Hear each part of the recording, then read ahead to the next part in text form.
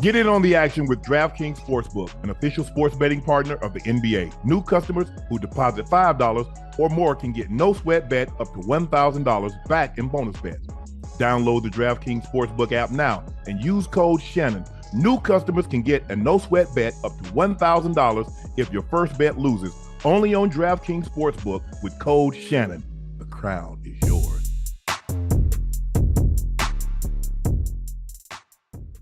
Well, ladies and gentlemen, thank you for joining us again for another episode of Nightcap. I am your favorite Unc, Shannon Sharpe. He's your favorite number 85, route runner extraordinaire, Bengals Ring of Fame honoree, Pro Bowler, All-Pro, Liberty City's own, way of Santa Monica Junior College, Oregon State, all the way to the Bengals. He's Chad Ochocinco Johnson, hyphenated Rosado. Please make sure you subscribe to the Nightcap podcast feed. You can listen to Nightcap through the Club Shay Shay feed, but we'd greatly appreciate it if you sign up through the Nightcap podcast feed. Thank you guys again for selling out Shea by Laportier. We pinned the link at the top of the chat, but we're only taking pre-orders. But on March 14th, we received a shipment of about 4,000 cases. So we're going to be able to fulfill all the orders, the pre-orders, and any inventory that we might need to get out to you immediately. That's going to happen. So thank you so much, guys. I greatly appreciate that. Ocho, we're going to get right into it. Our first segment of the day, which is a news cap. Yeah.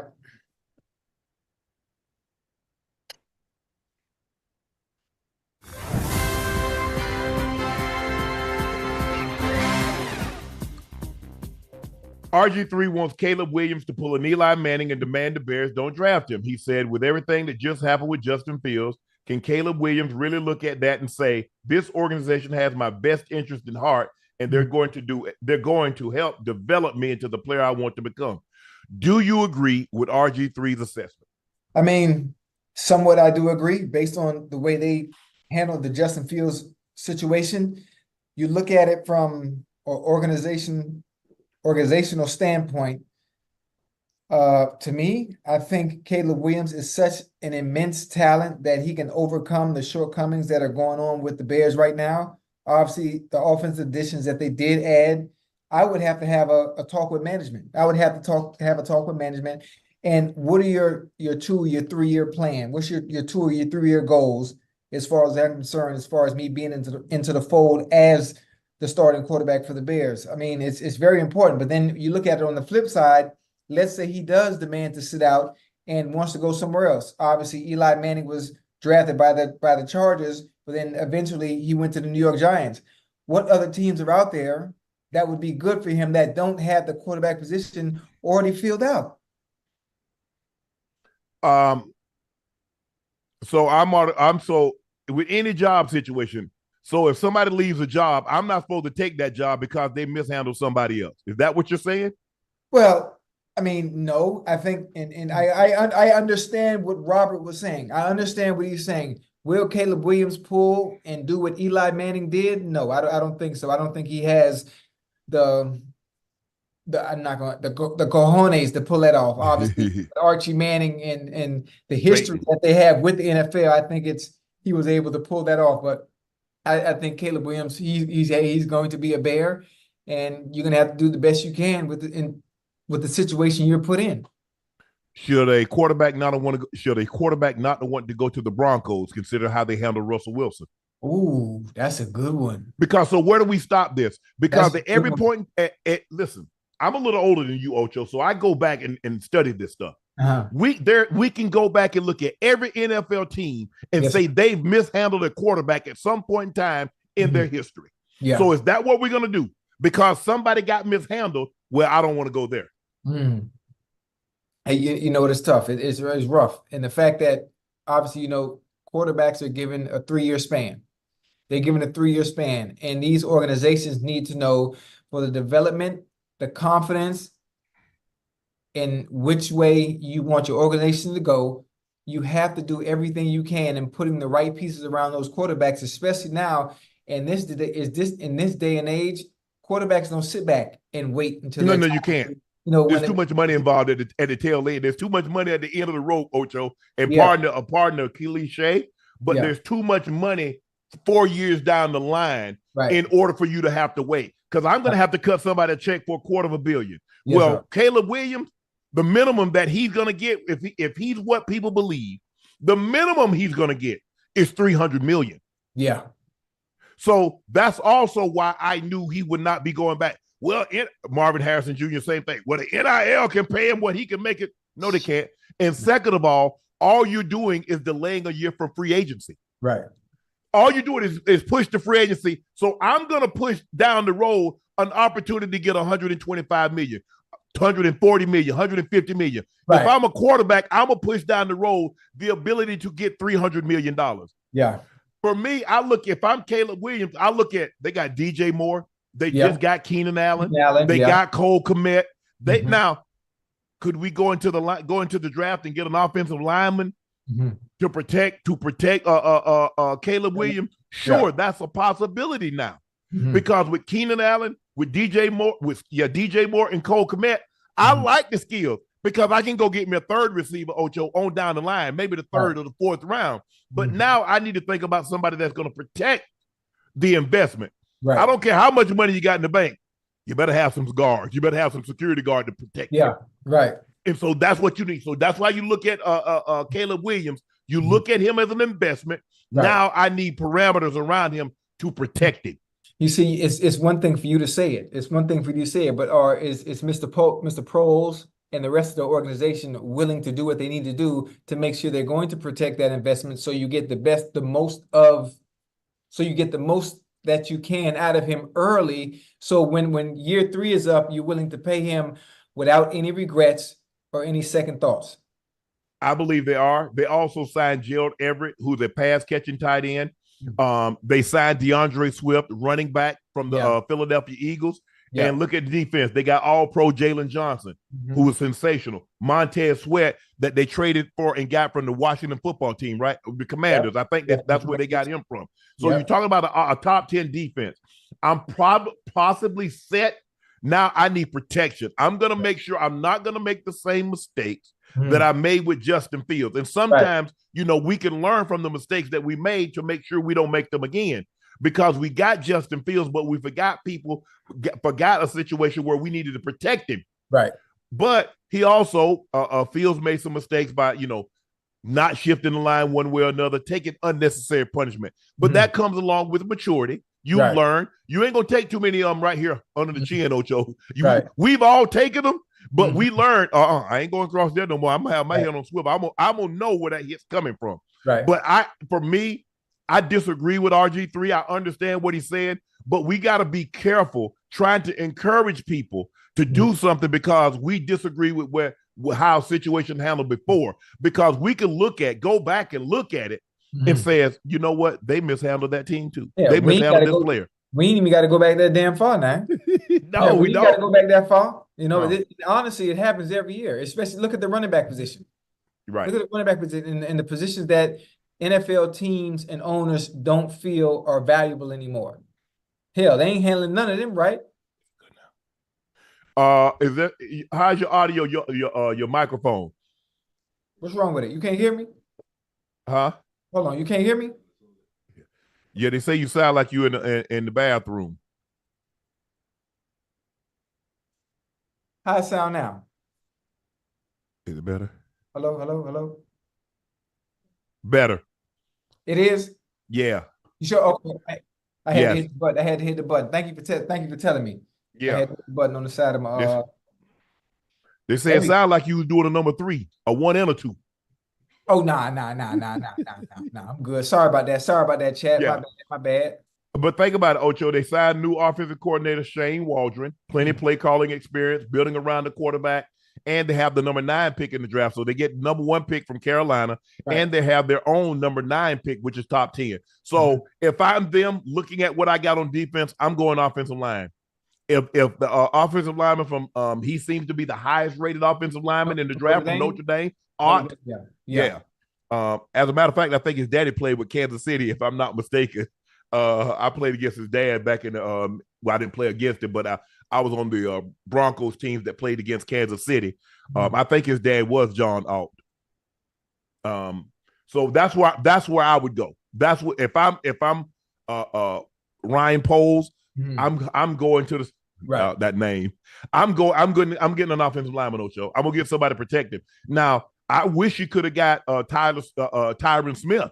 Now, I understand what comes along with Tyron because he hadn't been able to play a full season in a very long time. Yeah. But those 12 or 13 games that you are going to get him, you're going to be well protected. Yeah, especially on the left side, especially the blind side, actually. Yeah, right. Yeah, and so that's what you need. So I don't have a problem. I like this. He has weapons. DJ Moore, Keenan Allen, 2 1,000-yard receivers.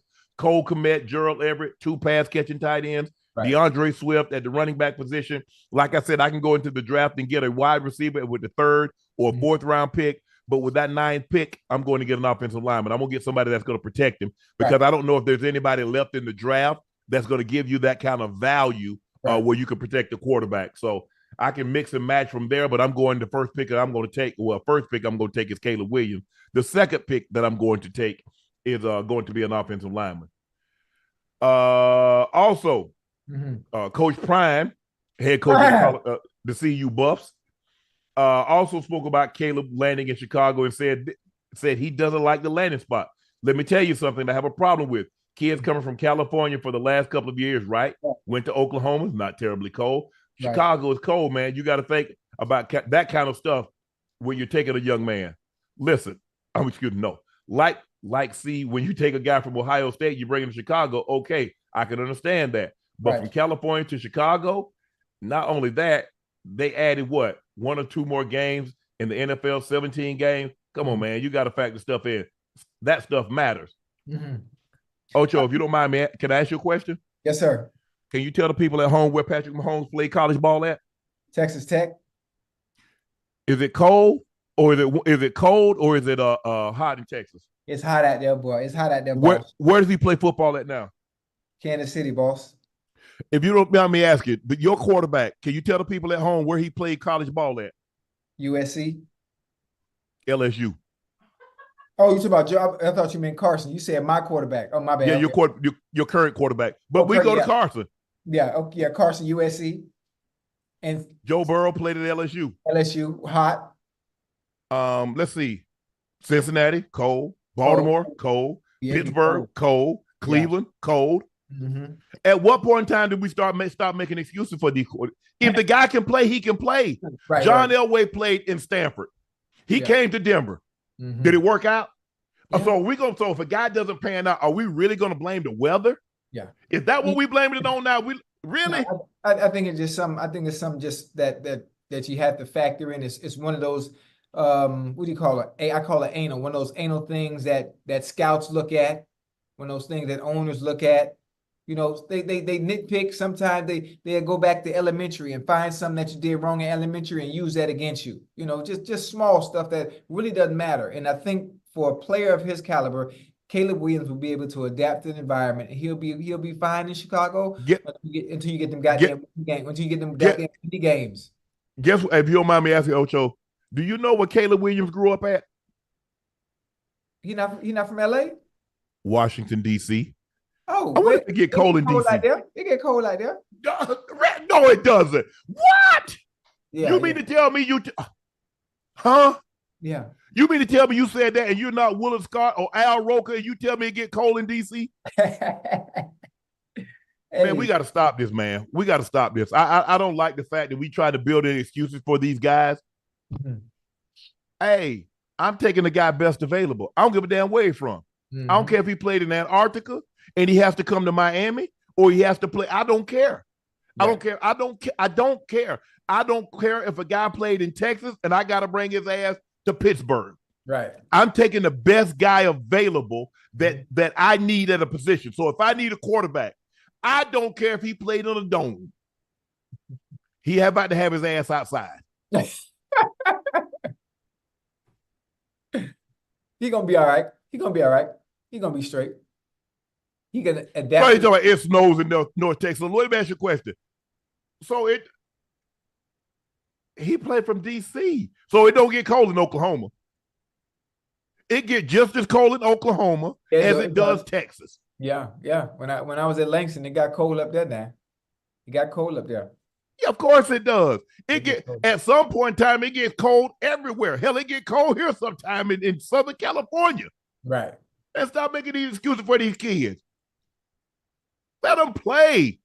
So I'm gonna pass. So you know what, Ocho? One of the highest rated players on the board. Right. I'm gonna pass him up because he spent 2 years in Southern Cal and we play in a cold weather climate. So I'm gonna pass him up, and I'm gonna take somebody else that's lesser down, that's not graded as high, but because I think he's gonna be able to adapt better to the cold weather. Nah, that ain't happening. You know that ain't happening. Yeah. Hell, I played in guess where I played? Savannah State. Yeah. Guess where they sent my black ass? Denver. Cold. Yeah. Yeah. And then for good measure, I went to Baltimore. Cold. And then sent my black ass back to Denver. So I was okay. Yeah. Yeah. I just think the thing is, like I said, John Elway spent 4 years at Stanford and he went to Denver. Guys adapt. Just like Tom Brady grew up in Northern California. Yeah. And he took his ass all the way to Michigan. Cold. Yep. Hell, New England for 20 goddamn years. Yeah. So man, guys adapt. You understand when you sign, like, man, I'm from the South. I gotta go. Because guys from Florida go all the time, go to Ohio State. Guys from Georgia, they go all the time to Michigan, Ohio State. Guys from Alabama, South Carolina. Hold on, where's CJ Stroud from? California. He's from LA. He's from LA. Yeah, he's from LA. And guess where he played college ball at? Ohio State, where it was cold. Now, why would he do that? Man, we gotta stop this. It don't matter. He's gonna be all right. Hell yeah, he's gonna be all right. He'll be all right. Like I said, it's amazing. You know, it was cold to me. It was cold when I was growing up in Georgia. But all of a sudden, I'm making a little money. It wasn't nearly as cold, Ocho. It was the same. You wasn't nearly as cold. No. But you a jacket, huh? Like my granddad, boy, I bought me a little windbreaker. You know, your mom used to say, boy, put that windbreaker on out there. And that wind still cutting through my chest. Oh, yeah. Oh, yeah. Ocho, your boy at it again. Stefon Diggs expected to remain with Buffalo. You goddamn right. Where else he gonna go? Where else he gonna go? That's that boy. Shit. Hold on. He said ready for whatever.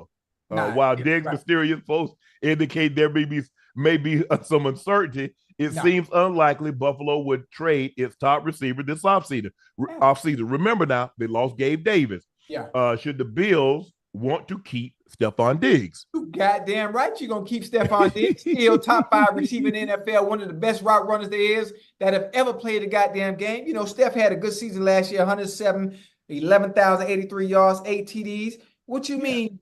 Listen, if you let Stefon Diggs walk, right, as a Bills fan, as a Josh Allen fan for me, what are you telling your fans? The window of opportunity, it ain't that big. Right. Ain't that big. So offensively, you always fall short. You've been falling short. Who is your best offensive weapon outside of Josh motherfucking Allen? He wears number 14. Yeah. He wears number 14. Because of number 14, it opens up everything else offensively wherever he lines up. Now, what they need to do offensively and do a little better job of is finding a way to implement him more in the offense and stop allowing defenses later on in the season to take him away. Okay, you know what? When they're covering Diggs, whatever they're doing, they man-to-man, they roll and cover his way. Let's find ways to get him the ball, to keep the ball moving, keep the chains moving, not just let him fall by the wayside. Then you throw him an important ball when it matters the most at times, and then that lapse in focus because you hadn't been touching it so long. Oh, shit. Sometimes he don't make the play that he should. You know why? Because I'm goddamn fucking cold. And I've been running a goddamn track meet marathon for goddamn 3 quarters. Like, come on, man. I mean, there's so many, and it's so easy to do. It's so easy to do because for some reason it seems other teams have figured a way to get their best players the ball throughout the entirety of the season and not allowing team to dictate what they want to do offensively. Stefon Diggs ain't going to. Matter of fact, if Stefon Diggs leave, I beat his ass. That's how I feel. Because he needs to call, he needs to make sure, for one with Josh Allen and for one with management, upstairs and downstairs, that everything is okay, that we all on the same page. Well, if he stopped tweeting. Now, that tweet got to do with fashion. I got to do what? Read the tweet again. Read what the tweet said. Ready for whatever. Yeah, he talked about his next outfit. Man, stop. I'm telling you, I know Steph. Like he got it. He got his style from me. Yeah, so that's something I used to say back in like in '92. That's song lyrics. I know what you meant. Stefon Diggs had over 1,100 yards. He didn't have 11,000. So, my bad, man. I mean, 1183. My bad. Yeah. I had got excited. You know, anytime I talk about receivers, you know, I get hyped now. But here's the thing. This is what I know about receivers, especially guys that are wired like him. Yeah. I'm going to keep the ball out of his hands early so he'll get frustrated. And then when they throw it to him late, he going to have a lapse in concentration and drop it. Okay. Yeah. That's all I'm doing. It's the same thing. It was the same blueprint they did with T.O. Yeah. What did they do to T.O. early? Double him. Yeah. Let him get frustrated. But see, and this is the funny thing. I think teams know that. Offensive coordinators know that. Head coaches know that. So as the head coach of the Buffalo Bills, as the offensive coordinator of the Buffalo Bills, what do you want to do? You want Steph to touch the ball early. It don't even have to be nothing crazy. Throw him a goddamn smoke route. Let him touch the ball. Let him feel the ball. Unc, you as a tight end know how it feels when you touch that ball early. You are locked in for the entirety of the game. Yeah. Because you feel like you were part of the game plan. I did. I wanted the ball. I'm not finna lie and say I didn't. Yeah. But this is what I realized. I didn't get paid by the catch. Just like I don't get paid by the word when I'm on television. People like, man, you don't even speak that much on Undisputed. They don't pay me for the word. I get paid a day rate. Yeah. So if I don't say before words, I got the same day rate if I talk for an hour straight. Yes, sir. So the way I look at it, Ocho, you want to throw me the ball, I'm gonna increase your chances of winning. Yeah. But if you don't, but guess what, Ocho? Hey, we should have got you about when they used to say, man, hey, 84, we got to get you more involved early. I didn't say, yeah, you're right. I kept walking.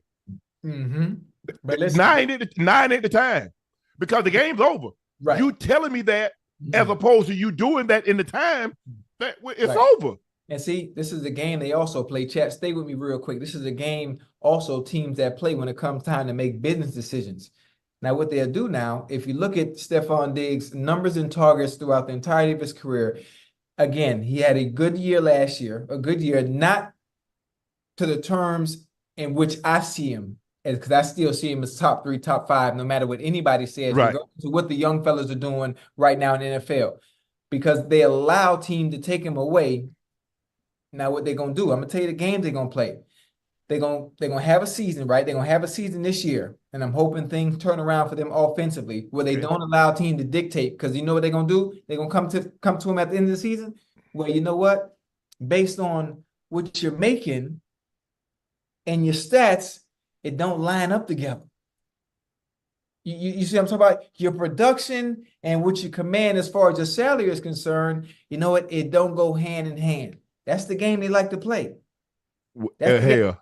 You know what I'm trying to say? Yeah, for sure. Hey, sometimes, Ocho, they'll come to you when you had a great year. Ask Keenan Allen. Keenan Allen say, I just had my greatest year ever. We're going to talk about this. And you talk about take a pay cut. If I have a great year, you say take a pay cut. I have a bad year, you say take a pay cut. Shit. No. But it's again, listen, it's the business. That's what I'm Keenan Allen, that's what I would throw the Chargers. But again, it's the business side of things that I do not like. Again, Steph, I know you're gonna see this.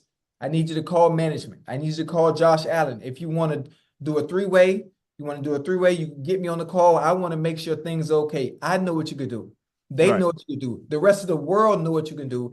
We shouldn't even be having discussions like this anyway, whether you're going to be there or not. You give them their best chance in the regular season and in the postseason. If the goddamn organization, if the Buffalo Bills organization is serious with the small window of opportunity that they do have about not only getting to the postseason, but winning the goddamn Lombardi, you have to be part of that.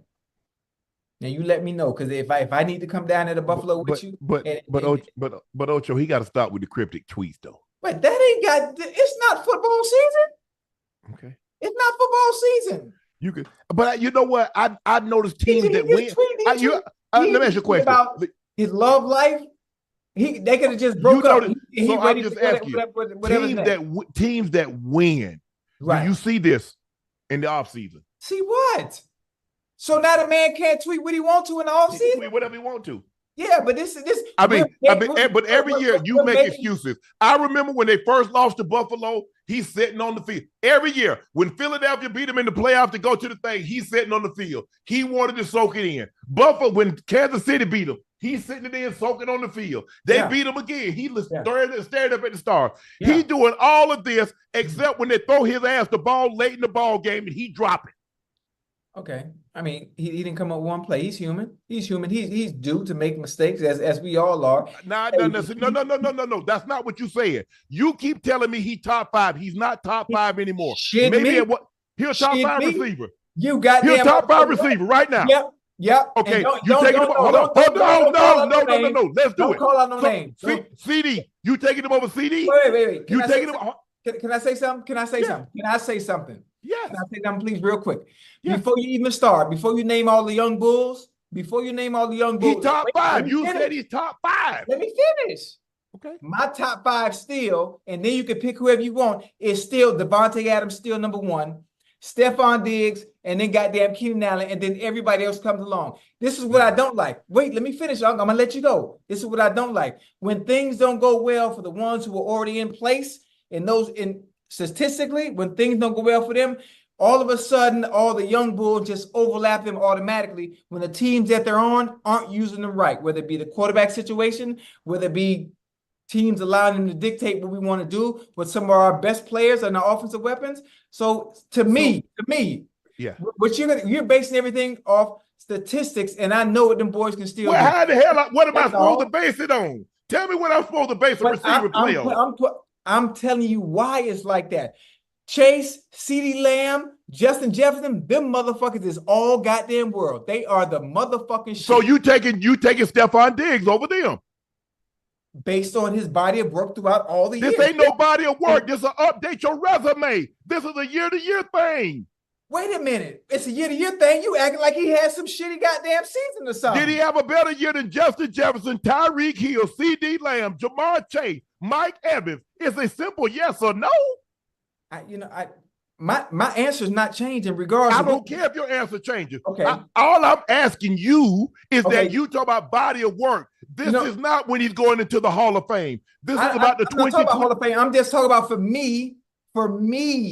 I'm thinking about the body of work that he's done from start to finish. Now, I know players might have had a start to finish to what? Okay, we started from this year, from 2023 to the end of 2023. Right. We're not talking about 21. We're not talking about 22. Why you? Do you see what you're doing? You see what you're doing? You're saying because you're saying statistically because he didn't have a good season like some of the others you just named, that means he's not in the top 5 no more. That's how it works. Companies might have in 2023, you might have had 5 companies that were on the Fortune 500. Okay, they drop off. You can't say, well, they was on the Fortune 500 in 2019, 2020. I'll give you another example. On the world's richest, people that was in the world's richest, the top 5 richest people in 2022, they might not be that in 23. They might not be, but you can't say because of their body of work, they get to stay there, Ocho. And it's what you see how we just talked about how a team will allow offense to take away your best threat, your best offensive weapon. Then we get into conversations like this, and you don't think that weapon is still elite anymore because their numbers aren't like somebody else that was force-fed the ball and had a better season. Ocho, Ocho. You see what I'm saying? I don't like that. Now, everybody you naming, hey, I can break down offense on them because them boys are legit. I just don't like the fact that, okay, you know what? These young bulls have had a better season than Stefon Diggs. Now, all of a sudden, he drops out of the goddamn top 5 because he didn't have a good That's how it works. No, it's not how it works. That's not how it works. I'm confused. Wait, I have a question. So everybody you just named better than Devontae Adams? Devontae Adams don't get the hold on. Everybody that you just named better than Devontae Adams. In 2023, they were, yes. Oh, man, shit. Man, you tripping. The numbers speak for it. So you think everybody that you just named better than Devontae Adams because they numbers say it? I'm saying based on 2023, this is an update your resume. This is not a lifetime achievement. Let's be realistic. Let's put the numbers aside. Everyone you just named, do you really think they're better than Devontae Emmanuel Adams that plays for the Las Vegas Raiders? You could say Samuel Adams. You could say Adam and Eve. You could say Devontae Adams. Based on 2023 stats, those guys had better seasons. Ocho, Devontae, no, Ocho. I love you to death. I love Devontae. But ain't nobody better than Devontae Adams. Ocho, nobody better than Devontae Adams. Ocho, you don't get to hold on to that ranking just because you've had great seasons. That's the one thing that we love about sports. It's an update your resume. This is so unfair. This is so unfair. By the rules you have to play and understanding. That's how it works. Let me just stay with me now. And Devontae's middle name is Lavelle. I know I made that shit up. I just made that shit up while I was going. Hey, but listen, why you laughing? I just made that shit up. Hey, but listen, who was Tay Adams over there in Las Vegas? Who was his quarterback? Oh man, he had Jimmy Garoppolo. Hey, keep going. He had Jimmy Garoppolo. He had Aiden O'Connell. I think that was his last quarterback. You know, this is why I hate ranking players.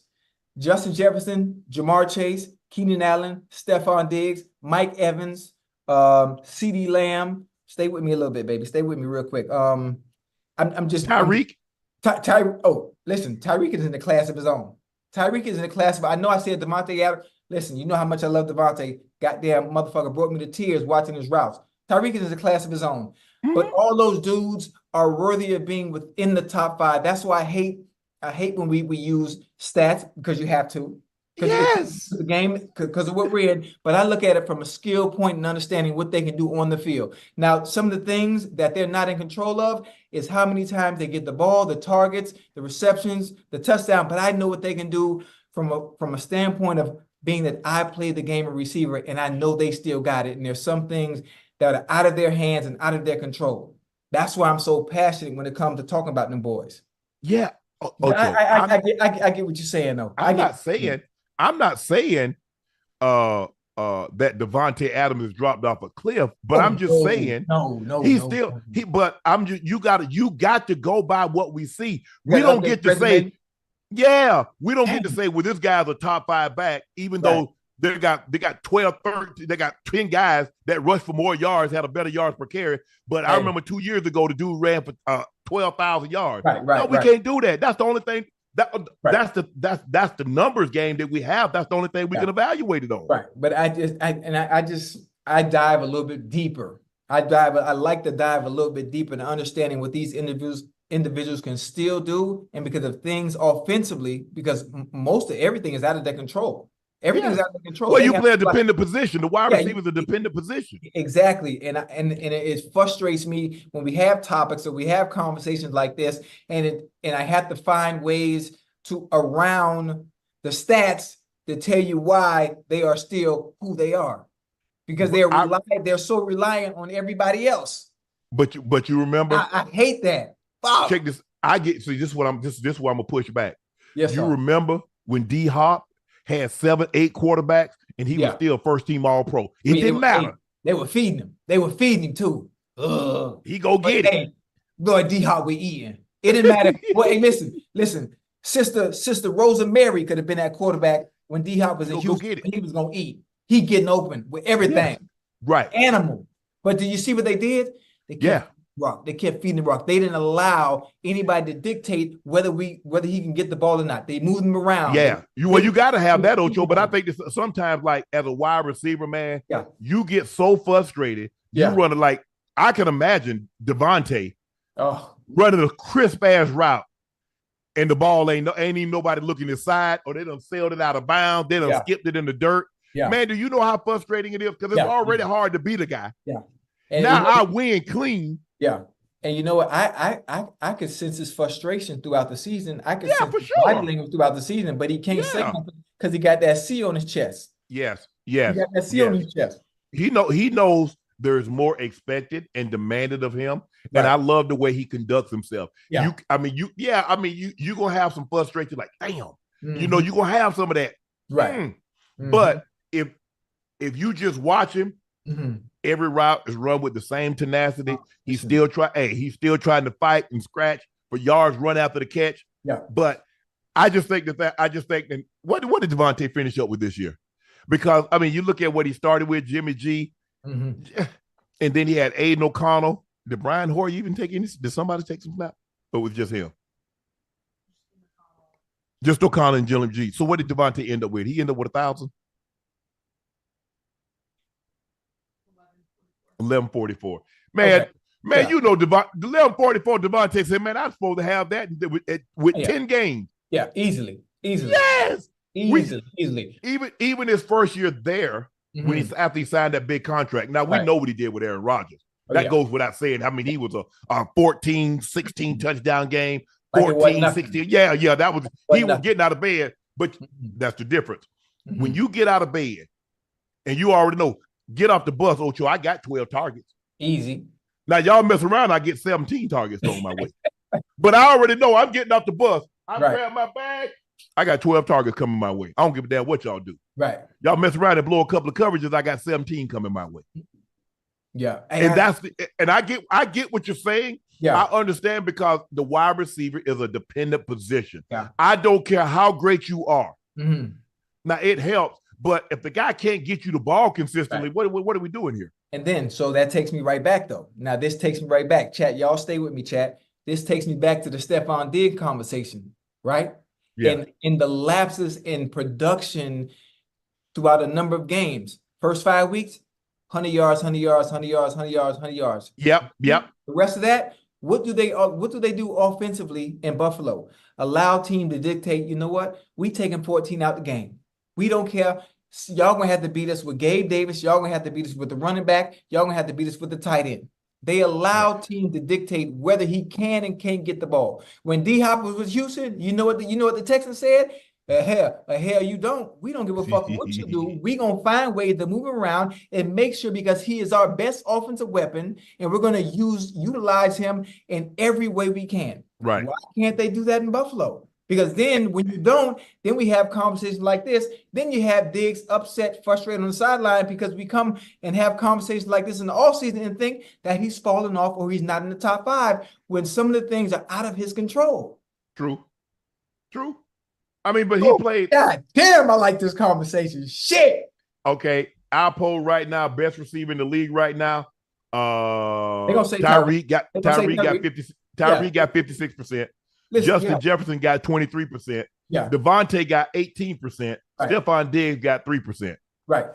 How the hell you left off Jamar Chase? Yeah, how you left off Chase? But listen, this. We only got 4 options, though, Joe. It's not like we can put up. This is the thing. This is the thing when it comes to football fans. Okay. Or I'm not gonna say the casual fan, because I'm sure everybody in the chat is really a football fan and been watching the game for years. But anytime something new comes along, new pretty little shiny toy, right? Oh, that's my favorite now. Oh, that's my favorite. What I never forget, and I would never forget. Again, you told me not to lean on this because you have to update your resume. I would never forget the body broken what some of these individuals that are a little bit older have done in the NFL, which is why I always name Keenan, Stefon Diggs, and Devontae first. And then I talk about the young bulls that's cutting up now. And then when I speak on Tyreek, Tyreek is in his own fucking class. You know, you've heard me say it before. He's a fucking alien. He's not human. He's in his own class and going to continue to break records. He's going to continue to break records as long as he's with the Dolphins and he has two as his quarterback. But I would just remember, and what you call it? You remember who that? Devontae had 1,500 yards with Derek Carr. Yeah. But I get it. How do we let Carr walk? Like, what are we doing? Well, if you don't love somebody, you know what I'm saying? I mean, nobody really embraced Carr. I mean, you look at John Gruden, he was constantly yelling and snarling at him. And you know, Josh McDaniels, he coaches hard because he thinks everybody's Peyton Manning. You can coach everybody. Does coaching understand? Right. It requires you to evolve the way you coach each individual player. Right. You can't blanket statement yell at everybody. Some guys you got to give a pep talk. Some guys you can yell at. Some guys you got to be funny with, facetious with. I mean, that's the part of coaching. But everybody just, if I coach Tom Brady like this, Why? Because he's not Tom Brady. Right. Everybody's not wired the same. Mm-hmm. But everybody and they kick to say I coach everybody the same. No. Yeah. I mean, that's what makes some of the greatest coaches that are in the NFL, understanding your player, being self-aware on how to coach each player, and you can't coach them all the same. You can't talk to them all the same. Some players, you say certain shit, they'll cuss your ass out. For sure. I'm a grown goddamn man. Who you talking Swing to? on your ass. Yeah. So, I mean, listen, as a coach, it's all about being self-aware, understanding that, and you say the wrong thing, sometimes they shut down. You say the right thing, sometimes it gives motivation. I don't know. It just you treat them all fair. You don't treat them all the same. Yeah. And you won't run into problem. Yeah. But look, this the era, this the golden era. Look, the league is different now, but it's the golden era of the receiver and the quarterback. Most definitely. Damn, I like that combo, man. That was good. Shit. Hey, whatever happened to your boy Chase Claypool? You remember you said he was gonna be different when he was in Miami. I fucking love Chase. I fucking love Chase. Chase reminds me like a Brandon. You talking about a Chase Lounge? Huh? A Chase Lounge? No, I'm talking about Chase Claypool from Pittsburgh. Okay. But listen, it's all about opportunities, getting the opportunity to be able to showcase what you can do. You know, the situation has been unfortunate. It was unfortunate, obviously, with the Bears. It was unfortunate with the Steelers. Down in Miami, listen, you know what they got in Miami. They ain't got no slouches now. They ain't got no slouches. So he has to find a way to fit in when he gets his opportunities, make the most of them. He's still there, right? He's still there, right? I guess. But that's the thing, though, Ocho. Listen, when you start out, especially like you starting out, you're not a high draft pick. Right. You're not gonna get those opportunities. Yeah, but when the opportunities come, you got to catch them. Yeah, you got to make it. Because you the odd man out already to begin with. It's like, but damn, he dropped that one. Hey, let's go back to Tyreek. Let's go back to Waddle. Let's go back to the other guys. Right. Now you really ain't gonna be you out there just getting cardio in. You out there just running, practicing on your route running. Right. Because they're not gonna give you no rocks. Yeah. And you know what? It all started in practice. I'm not sure. I'm sure people are gonna see this. NFL players be watching the show because they be hitting my line, talking to me. Oh, I want to get more time. I can do this. I can do that. You know where it started? It started in practice. It started in practice and cutting a fool in practice and always being open 24/7. Now, the sky ain't gonna lie. Because when coaches watch film and they see you on film, well, hell, this is somebody we can count on. Your number one quarterback sees this. Listen, we need to find a way to get him the rock because I can count on him in certain situations. Mm-hmm. I don't know, man. I like this shit. We can talk about this the next 2 hours. Shit, come on. Keenan Allen had a very blunt explanation for why the Chargers eventually traded him to the Bears. Let's take a listen to what Keenan had to say. Yep. Here's the sound. When a team asks you to restructure a deal after you've been with them for so long, what are the emotions that go through your head, and do you need to push those out and then make a business decision, or deal with that? I mean, it really was no emotion. It was, I'm not doing it. I'm not doing it. Came off my best season, so it's not happening. Short and sweet. I ain't need to say nothing else. Man, stop trying me. Don't play with my top. What you mean? You want me to take a pay cut and I just had my best season? Best season. For who? No, I don't do that. They always talk about loyalty. I mean, child, please. Hey, Keenan, I know you're gonna see this, boy. I'm standing with you too. Ocho. Like, boy, you the best. Boy, you one of the best route runners they ever goddamn lace them up, man. Boy, you ever seen Keenan Allen run routes? Oh yeah, for sure. Absolutely. You talk about somebody can put him up and put him down, huh? He'll take you left and bring you back right. Boy, that's that fun, huh? Shit. When they say loyalty, Ocho, you know what I tell them? Huh? I'm the most loyal person money could buy. I don't know what y'all talking about. Listen. You know my favorite phrase. Loyalty is nothing but a word in the dictionary between opportunity and convenience. Yes. That's it. Yeah. That's all it is. And I know we on the football topic. Fellas, ladies that go for y'all too. Fellas, understand women always screaming that loyal. Oh, I'm so loyal. Blah, blah, blah, blah, blah. As long as there's the opportunity and the opportunity is convenient, who the fuck ain't gonna be loyal? But anyway, back to goddamn football. Hey, San Diego Chargers, LA Chargers. Don't ever try Keenan Allen like that. You already lost Mike Williams. You lost Mike Williams. You let him go. Now you're telling your best route runner that just had his best season statistically to take a goddamn pay cut. Shouldn't me? Yeah, they lying. All right, Jim Harbaugh. Wait, is it Jim? Jim. Jonathan Baltimore. Okay, yeah, Jim. Jim, don't play with my dog like that. Shoot, that was Jim's call too. Jim run the show. For sure. Jim run the show now. A lot of them guys had to take pay cuts. I think Khalil Mack had to take a pay cut to stay. I think Joey Bosa had to take a pay cut to stay. Oh, and they said, yeah, they did it? Yeah. Mm-hmm. Hey, you know what I think they did? They think they slick. They probably ain't taking no pay cut. You know what they did? They took some of the money on the back end and pushed it up forward and put it into a signing bonus. So they probably ain't really restructured nothing. Well, hey, don't worry about it. Ask the 49ers about tinkering with the books and don't have it right. You lose draft picks. You better have, because when the NFL come in there, Keenan Allen had 150 targets. He had 108 catches, 1,243 yards, 7 touchdowns. So this was one of his best seasons. He had a career high in catches, the second most receiving yards of his career, and the second most touchdowns of his career. Yeah. So when he says statistically, he had his best season, with the exception of yards and touchdowns. He had the most catches of his career, the second most yards, second most touchdowns. So I can understand why him not wanting to take a pay cut, because I can see, you know what, if I caught 70 balls, okay, you know what, I'm making 13, 14 mil. I can see that. I don't mean I have to, but I have to weigh the landscape. Ocho, right. If I take a pay cut from what they're giving, if they say, okay, 14 is a little steep for our blood, we can do somewhere around 10. Yeah. We'll give you an opportunity to make it around 11, make it around 12, but we need to knock some money off this. Now I got to weigh the landscape. If there's somewhere else I can go to get this. Right. Yeah, well, he found it. Shit. Yeah. He found it. And this, you know what I would do? I wish for God, if Chicago Bears, anybody in the Bears organization, if you see this, I'd pay money when it comes to training camp. I'd pay money to see the one-on-ones with Jalen Johnson and Keenan Allen. Right. I'd pay money for that, man. Yeah. You remember the And One mixtapes? Yeah. There are two people. Is it Hot Sauce, the one that had the crossover? Yeah. Hot Sauce? There are two receivers in the history of the NFL that run their routes and get off the line like they playing basketball. Stevie Johnson, Keenan Allen. And I ain't never seen nobody else do it like that. Not the exact same movement like they doing a crossover, and will route your ass up and still get open within the timing of the offense. That shit is a sight to see, man. Yeah. Jesus Christ. Yeah, I mean, but when you put Keenan in that slot. Oh, it's right. Now he got a two-way go. Because you know, Ocho, you know he gonna start you on that drive. And sit down and come back out.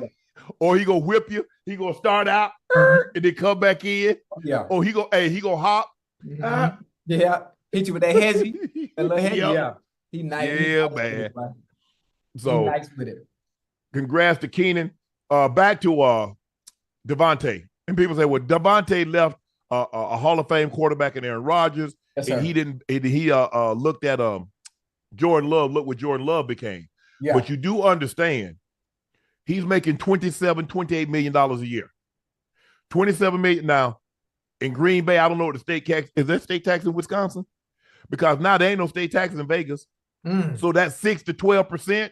Right. So that's somewhere now he's putting a pocket in $2.5 million, $3 billion in his pocket. Right. That would have been going to the state for taxes. So over the life of that contract, he gonna hold on to $15 million. I like that.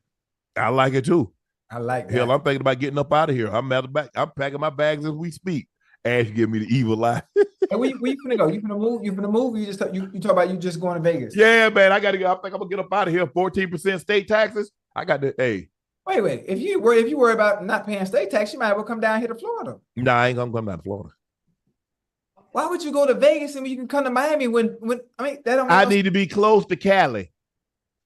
Well, what's in Cali? Oh, you got. Oh, I know what you mean. You got something in Cali, huh? No, but you do realize, like Club Shay Shay and shooting gas, it's easy for me to just jump on a plane and get 35-minute flight. Okay, my bad. I thought you was talking about a woman. My bad. Nah, man, stop. Hey, listen. I know of somebody because you've been blessed lately. He in the 7% bracket. He in the 7% bracket. So 10% would have been 2.7. He's making $27 million. He is 7%, so he's probably pocketing 2.7. So 7.5. Half of that is 1.35 plus 2. So he's probably pocketing 1.5 million, Mm. 1.7 million. You can live with that. I mean, just think about that. Somebody will cut you at your, so that's basically at the end of the year, Ocho, this here. Here's an extra 1.7 million to what you made. Mm. I like See, it. when you put it like that, you're like, damn. Yeah. Yeah. Listen, You like, well, damn. When you put it like that, everything comes full circle and it makes sense. It makes sense. Matter of fact, hey, You know how many diamonds I can buy with that thing, Ocho? With what extra 1.7? now you're talking. Now you're talking. Hey, anybody in the chat? Ocho, you know what happened? I turned. Pop that. Oh, shoot. Hey, where Jalen Johnson from? You know where Jalen Johnson from? Chat. Anybody know where Jalen Johnson from? I don't. Yeah. Hey, chat. Y'all send Jalen Johnson a message for me on Twitter. Tell him when he ready to get some work in. Come on. I'm gonna show him how to earn that paycheck before the season even start. See if he can cover me. Ocho, but here's the thing. This is where I like him. That's my little nephew too. Oh, Johnson. Yeah, that's my dog. Little Jalen. Shit, I raised him. I used to babysit him. Well, damn, you should know where he's from then. Nah, he moved. He just got paid. You know, he ain't in the same place no more. Oh, okay, my bad. The problem that I have with teams, Ocho, yes, sir, is that when I want to come in and renegotiate my deal, you say, "Well, you signed the contract." Oh, but when they want to take me to take a pay cut, when they want me to take a pay cut or release me, restructure, I ain't signed no contract. Well, damn, my name on that contract that you said I couldn't renegotiate up, but you can. Right? Yeah. That's my only thing. I ain't never held out for no more money. Well, I mean, when I held out in '92, I didn't have a contract. And they offered me, I went made from 63, 74. They offered me 125. Right. I was like, damn, that's like 50,000+ more than what I made. My agent's like, nah, we can get more. Went to 200. They said, nah, we can get more. I was like, I don't know, man. Damn, 200,000, bro. Yeah. He's like, nah. Then went to 225. It's like, hey, I think we could squeeze another 50 to 75. I said, later for you, man. Don't piss I showed up to camp with no contract. You showed up anyway? I showed up anyway, man. I need that money. Yeah. I hadn't got that call. I had one on the way. Right. Another one coming. Okay. I gotta get that. That junk you talking. You ain't got time to play now. Hell no. Not when you get that phone call. Yeah, you ain't got Hell time to the no.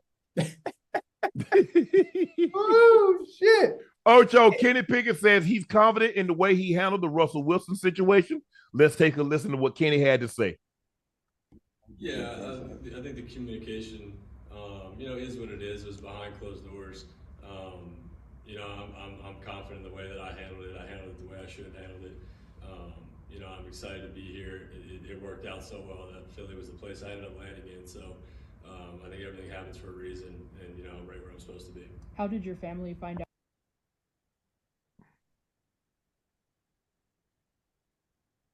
Dang. Okay. Ocho, what do you think about that situation? I mean, for me, if I was a quarterback, like I like Kenny Pickett. I like Kenny Pickett. I had an opportunity to meet him at a Madden event I was doing where all the rookies were getting their rookie ratings. And dude, he was cool as hell, man. Cool as hell. You rated him too high. Whatever you gave him, it was too high. Nah, listen, I ain't finna disrespect Mr. Pickett like that, but I hate that things didn't work out. But obviously with Big Ben leaving, and you already know those are big shoes to fill as far as consistency is concerned, a Super Bowl winning quarterback. And if you're drafting someone as a successor to goddamn Big Ben, you're expecting him to pick up where Big Ben left off. And it just didn't pan out the way it should have, especially from an offensive perspective. The identity went from it being their offense as it once was, where the identity flipped back to the defense. And until they get the quarterback situation figured out, this Pittsburgh Steelers will be back to, I don't know the word to use, because their identity had been their offense for so long with Le'Veon and Tony. Yeah, they changed. They were no longer a defensive team. They were a Ben-led team. When they had Ben and AB and a lot of those other wide receivers. Yeah. You know, they had Emmanuel Sanders, they had Nice. Martavius Bryant, they had Mike. What was Mike? Mike Wallace. Yep. You know, you could see the transition starting to happen. They had become more reliant on Ben throwing this football around, and the defense kind of taking a step back because a lot of their money was on that side of the football. But I think now Mike Tomlin wants to get back to what they were when they won the won that Super Bowl. Although they had started the transition then. Right. The first Ben Super Bowl, there were defense they still could get after you. But when they went back to and lost to Green Bay, you could start to see the little shift a little bit, as far as from a defense to an offensive based team. And then after that, it was all offense. Ben was spreading the ball around, throwing for 4,000, 5,000 yards routinely. Right. AB leading the league in catches, up there in yards. So we could see where they were, but I think they want to get back to running the football, playing to their strength, which is their defense. You got TJ Watt, you got Highsmith, Patrick McQueen now. You got Patrick Quinn. Yeah, you got Minka Fitzpatrick. You got Joey Porter Jr. on one side. So I like him. Matter of fact, anybody know Joey Porter Jr., let him know I want that work with his ass too in the offseason. Don't run, because I'm gonna do you like I used to do your daddy. Oh, Lord have mercy. Yeah, hey, boy, I used to fuck Joey Porter up, huh? Yeah. I believe you. Yeah, no bullshit, boy. Come out there Ocho, rolled up. I don't know if you've seen this. I didn't see it. So whatever it is, I'm excited. Fans roast Texans' new uniforms. Houston Texans showed off their new road uniforms after Reddit leak, and Cal McNair confirmed the team's new away look after a photo leaked online. NFL fans roasted the new threads. How much do players actually care about the uniform aesthetics? Oh, that's a good one. I think players care a little bit, because the uniform is uniform. Skilled players care a lot. Offensive linemen don't give a damn. Yeah, offensive linemen, they can care less.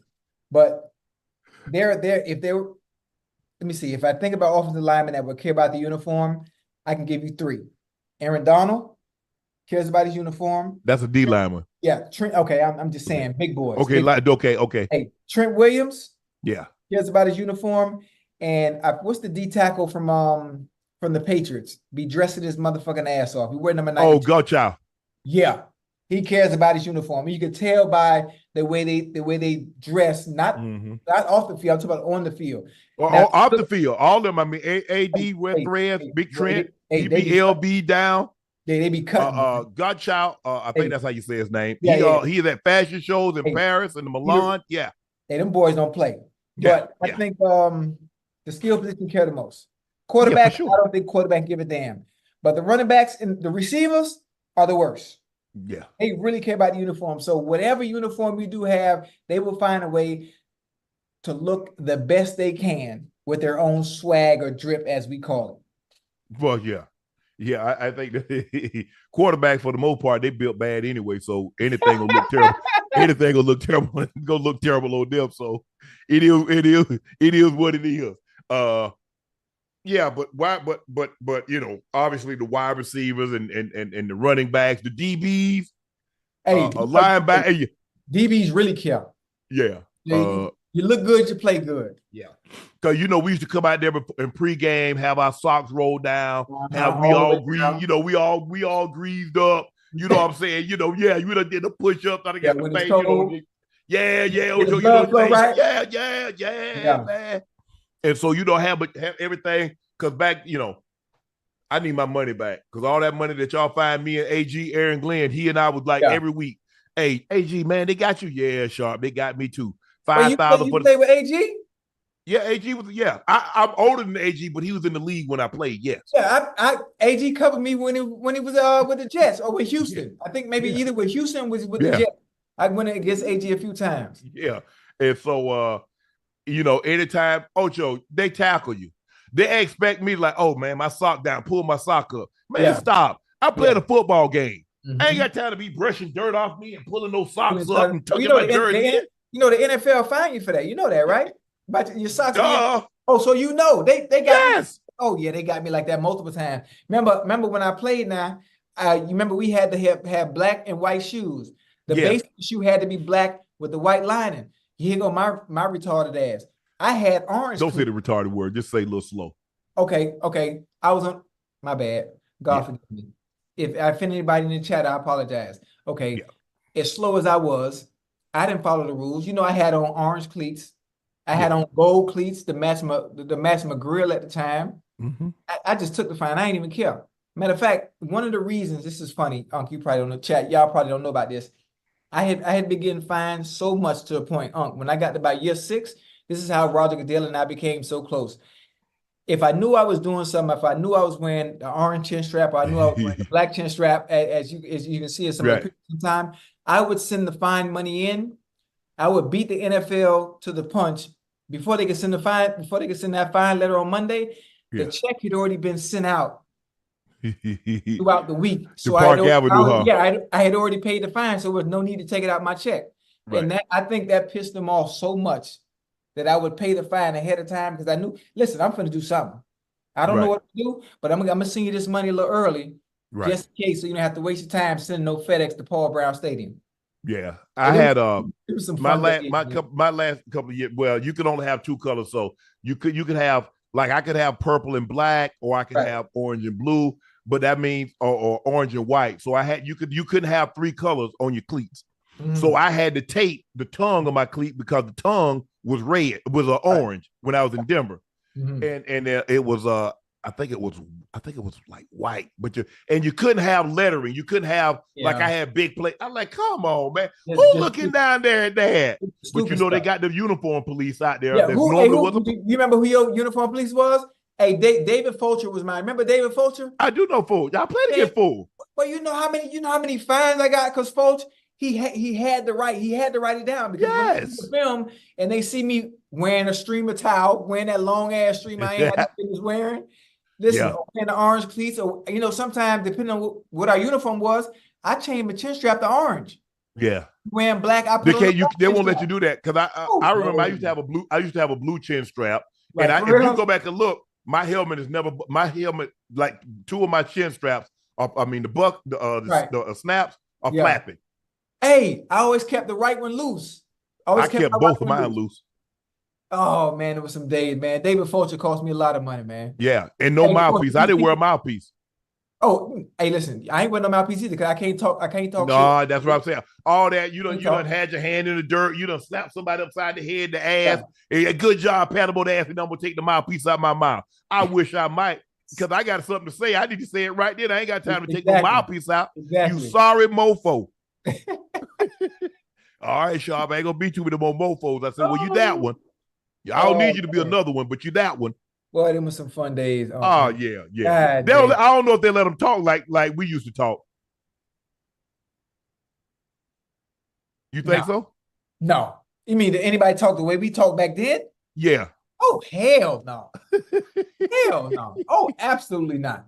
No. We have some entertaining figures. We don't have an outgoing personality the way you and I were. I'm talking about outgoing, leading up to the game, in the game, and understanding the pressure that comes with what you say and everybody gunning for you. They trying to hurt you, they trying to kill you, trying to knock your head off, but you still go out there and produce at the same time.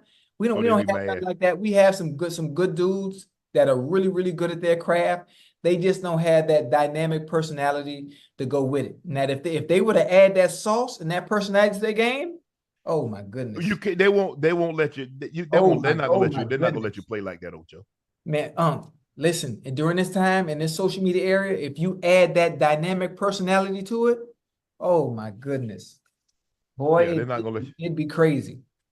They're not, Ocho. They're not gonna let you play, because back then, you say some guys really try to take your head off.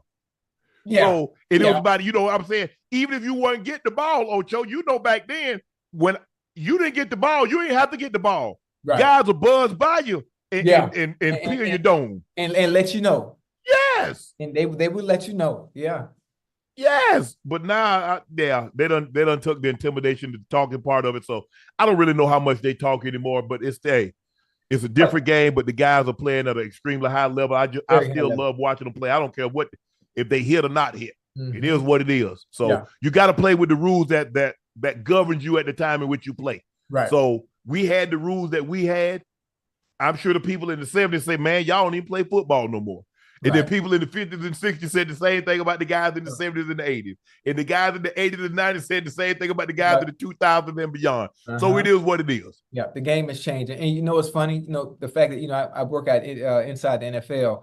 So when you speak about the talking, they still talk. They do, because I get to hear all the wired up stuff. Okay, yeah. It ain't the same, though. They do talk. That goddamn Max Crosby. Oh yeah. I met him at the bowl. Hey. I met him at the Super Bowl this year. Oh, for real? I like him. Yeah, I like him a lot. He kind of reminds. I don't know if you played against him, Jared Allen. Yeah, I remember Jared Allen. The calf rope. Yeah. He reminds me a lot of him. Yeah, goddamn Max Crosby. It's Patrick Queen. Oh my God, Patrick Queen. Why do I keep saying McQueen? Patrick Queen. Steve McQueen. Alexander. Okay, that's why. Yeah. He talked. Roquan Smith. Yeah. He talked. Oh yeah.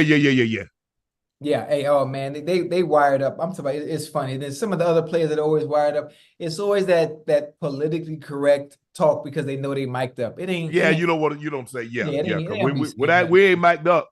We mofo and SOB and the whole while. Yeah. So we gotta because we don't want to delete everything. Bleep. Listen. Oh man, the mic'd up days were so fun, man. I'm out there talking about everything. It ain't got nothing to do with football. I'm talking about how your mama, man, how the family, everything good? Yeah. Damn, some good memories. Kirby Smart gave his opinion on high school football players not playing their senior year. Let's take a listen to what Kirby had to say. Okay, come on, Kirby. There's high school coaches that say, well, they won't play their senior year. Well, if a kid doesn't play a senior year because he signed, I don't really want him on my team. I just, if he's going to opt out for a senior year, then he would do the same to me. So I don't really know if that's a viable option. A lot of high school coaches think, well, at least I'll get my kids signed, because high school coaches and players are losing opportunities ad nauseum by signing in December and not having spaces because of the portal. So, I don't like the idea of someone signing before their senior year, because I think the senior year matters. I think in the state of Georgia and the Southeastern Conference footprint, the high school season of your senior year still matters. I want to watch a kid play. Ocho, what's your take on this? I mean, well, if you want the individual based on his season, his junior year, and you're willing to sign him, willing to give him a scholarship, at that point, does his senior year really matter that much? When obviously in junior year, when just as good? I'm just curious. Bro. I mean, is this where we going? Guys go sit out their senior year of high school? Is that what we had at Ocho? Are they really doing that? Yes. Man, where are they allowing that to happen though? Why would you want, as a kid, why would you even set that precedent and want to sit out your senior year just in general? If you really love football like that, if you love the game like that, there's no way you have that in your body already when you want to sit out and forego your senior season and you just in high school. I think, and you heard Kirby mention to it, the portal about guys, because here's the thing, Ocho. Why would I go get a senior in high school as opposed to a guy that's in the portal? He's already in college. He already knows about study hall. He already knows the practice. He already knows the schedule of it. Right. So I have a pretty good idea, because if he's met the academic requirements to stay eligible for his freshman year, I believe he'll still meet the academic requirements to move forward. Right. So that's why people are going to the portal, is because they're like, well, hey, I already know this kid. This kid has already been in college. He's already been away from home. That's nuts, though. Like, it is. Logically, think about that. Think about your senior year. Oh, I'm going. I got to go. Before I go to Savannah State, I'm finna sit out and relax. I couldn't do it. I couldn't do it. Well, I'm still working my way into trying to be the receiver I want to be. Yes. I'm working on my craft. I could imagine being an athlete. Ocho. So what are you gonna do? You gonna sit out basketball too? You gonna sit out track?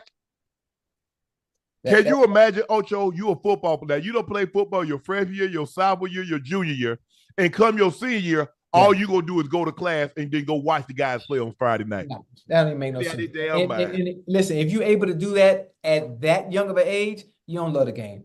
No. Ain't no way in hell you love the game, and you're gonna be you can't be no goddamn diva in high school.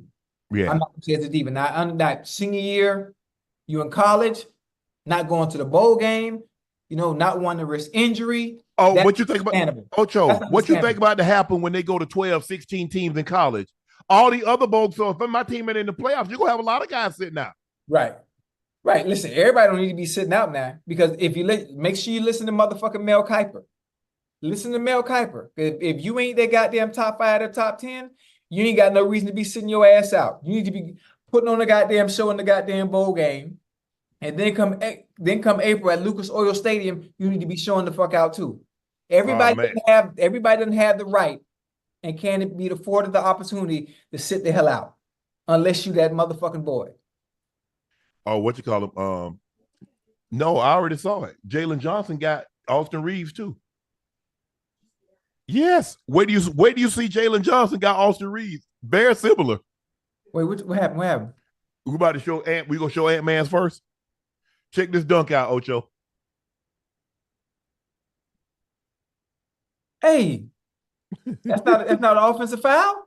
No, he up under the basket. Well, why he ain't move the fuck up? Why he ain't move out of the way? I don't know. What's wrong with him? He broke his hand or something? Yeah, he hurt his hand. Look at this, Ocho. Oh. Hey, that's disrespectful. Yeah, it is. Got acorns all on top of his head. Holy sh! Oak tree growing tomorrow. I hope his hair clean, because if he got dirty hair, them acorns go grow tomorrow to an oak tree. When did that happen? That just happened just now? That just happened. And Jalen Johnson from the Hawks just got Austin Reeves. Very, very similar. God damn. He broke his finger too. Hey, you know what's funny? Hey, even though I don't watch much basketball, have you ever watched the mannerisms and the style of play with Anthony Edwards? Oh yeah, Ant-Man like that. He from Georgia. He from the crib. Hold up. Who remind you of? His movement, the way he moved. Oh, you gonna say Kobe? Nope. Because where Kobe got it from? Oh, Jordan. Yeah. That's crazy. You probably I don't know if you noticed it. I'm just saying I've noticed it. The little bit of basketball I've watched, I'm like, but goddamn, his movement and his mannerisms are Jordan-like. I'm not saying he's Jordan, Chad. You got the one with Jaylen Brown on Austin Reeves? We grabbing the one. Man, this dude. Wait, who? Jaylen Brown? Jalen Johnson from the Hawks. He got Austin Reeves. Boy. Jalen Johnson. Ooh. We got it or no? Yeah, we finna pull it up. Okay. We got it. We gonna get it. Oh man, Austin. Put it in his mouth. Wait, Austin Reeves is not a defensive player though. He's a get your ass out the way then. He a 2-guard. I ain't taking no charge. I ain't gonna lie. I ain't taking no charge and potentially get posterized. Damn y'all. Listen, you also have to take into account Jalen Johnson. I'm assuming must be tall as hell. Austin Reeves. Yeah, no, he can up. He got elevate. I mean, yeah, he can. He got jets in his feet. Oh, he can elevate. Yes. So why the hell he wasn't in the goddamn dunk contest? Hey, man, look here. All I know is the boy got some jackass in him. Because he jumped out the gym, Ocho. I ain't lying. Man. Woo. Woo. Yeah, you're not finna put me on no poster. Hey, good job, Sharp. Want to take a charge? The hell you say? And then how that man got a poster, got a million kids got a poster on me on his wall, and that man done got his thing all on top of my head. Oh no. I can't do it. I cannot do it. Oh, that's funny. Okay, we try to get it, Ocho. We gonna get it. Check it out. I mean, that man got family. Man, you know people in Arkansas watching Austin Reeves. That's Kobe of the Ozarks. Oh yeah. And he did that to that man. I sure hope he ain't got no family in the stands tonight. Damn. Listen, whether you got family in the stands or not, boy, social media gonna have that everywhere. So the world the world gonna see it regardless. Oh, it's everywhere already. Yes. Oh shit. Man, you know, Ocho, you know it's social media, man. As soon as it happened, hey, because somebody was in the chat saying, say you're sending condolences and flowers to Austin Reed's family. So I already knew. I said, "But damn, what happened?" And Lord have mercy.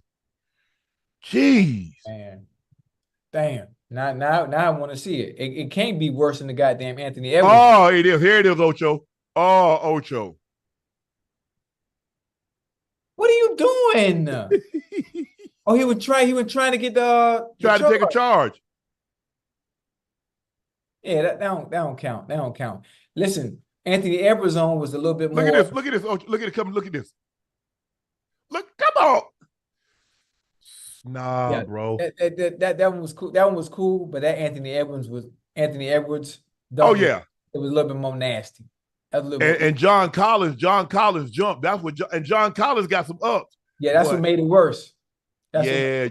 Ocho, it's just like the guy that chased the guy into the end zone. That might not be your man, but if you chase him into the end zone, everybody gonna think you got beat. You got beat, yeah. Mm-hmm. All right, Ocho. Yo. People have been DMing us all day, and they want you to spell these words. So it's time for your favorite segment. It's called Spell-O-Cinco. Spell-O-Cinco. Ocho, I'm gonna start you off with an easy one because I ain't gonna start you off with the hard one first. This is an easy. This is really, really easy. I want you to sound it out. I'm gonna sound it out. Sound. Okay. The first word is cantaloupe. Cantaloupe. Cantelope. Lord have mercy. I don't know how the hell you get an E in Canta. Canta.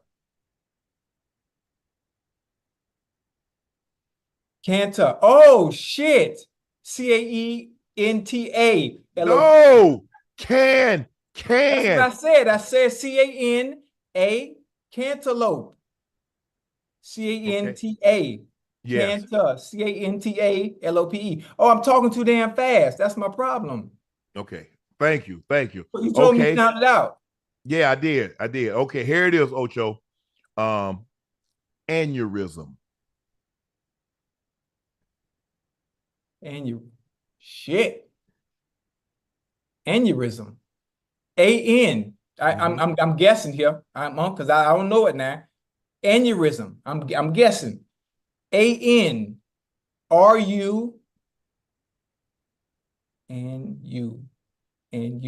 A-N-U rhythm. R-I-S-I-U-M. No. Damn. Okay, and A-N. U as in eurythmics. The eurythmics. Analytics. Eurythmics. Let's go. Eurythmics. Okay. Spell that thing out though. Let me hear it. Go ahead. And A-N. U as in eurythmics. R-H. Oh, Lord have mercy. You said rhythm. You said rhythm. And you spell it. I already got it wrong. A-N-E-U-R-Y. Where did E come from? And you. And where did E come from? The E silent. How am I supposed to know that? That's like the goddamn G in spaghetti or lasagna. Yeah, but you still got to spell it. Yes. A-N-E-U-R-Y-S-M. Okay, Ocho, if you don't get this one, Ocho, this is the easy one here. This is the easiest one you're going to get. Oh, don't say these words are easy because you try to get me to spell Presbyterian. How you say Presbyterian. that? Presbyterian. Hey, I had people on Twitter trying to make fun of me about me not knowing how to spell these words. You know good and goddamn well, if somebody asked you about blue, you weren't going to be able to spell them either. Hate people that like they goddamn Einstein. This is the easiest one right here. Yeah. Immediately. Oh, immediately. I'm going to bed immediately after this show. Yeah. I-M-M-E-D-I-A-T-E-L-Y. Yeah, that's easy. That's easy. Okay. Give me a hard one so people can make fun of me. Okay. The mascot of the Notre Dame Fighting Irish is a leprechaun. Oh shit, that's hard. Lepra. I saw the movie though. I saw the movie. Shit. Lep. LEP. Yep. LEP. Is it H? I think the H is silent. No. LEP. I mean, there's a lot of letters in between. Hold on. Lepra. Okay, LEPRE. Now the problem is con. CHUN. LEPRCAUN.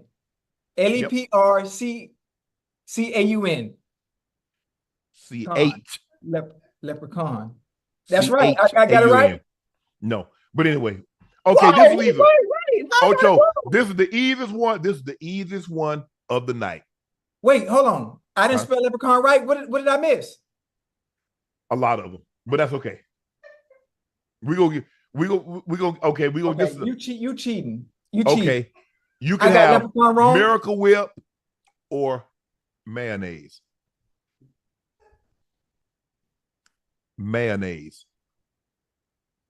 You want me to spell miracle? Mayonnaise. Why can't you say miracle? No. Mayonnaise. Mayonnaise. May. M-A-Y. Boom. Got that part. Shit. Nays. N-A-I? No. Mayo. The Mayo Clinic is in Mayo. Wait a minute. You just said mayonnaise. So you need to say Mayo. mayonnaise. Okay, how about they don't say mayonnaise, it's mayonnaise. But here's the Mayo Clinic. Okay, Mayo nays. Like Gerard Mayo. Yes. N-A-I-S-E. M-A-Y-O-N-A-I-S-E. You missed it. Fuck, man. This is bullshit. Come on, man. M-A-Y-O. Mayo. M-A-Y-O-N-N-A-I-S-E. Why would they double the fucking N? Because it's not mayonnaise. Just okay, here it is, Ocho. If you don't get this one, Ocho, we're going to give up. Nah, okay. All right. Okay. Oh, Chad, I promise you, Chad, I got you right now. If my life depended on it, I got you right here. I promise. Okay, here it is. This is a rank in the military. It is called a colonel.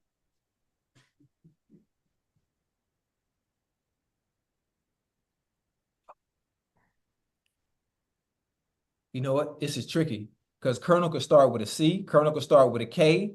I remember, goddamn, I know Colonel Sanders. I remember Colonel from a different world. Mm-hmm. Fuck. CU. What the hell? Colonel. Cur. C-O. I'm gonna help you. Hold on. Colonel. C-O. And you know, see the funny thing about it, Colonel. What I find funny is you taking a long time to spell this lazy word. Oh, it's easy to you because you're looking right at it. I ain't looking at it. I'm looking at you. I'm just saying, in order to tell me the word, of course it's easy because you just saw it. Colonel. C-O-R-N. No, C-O, no. Colonel. C-U. Baby.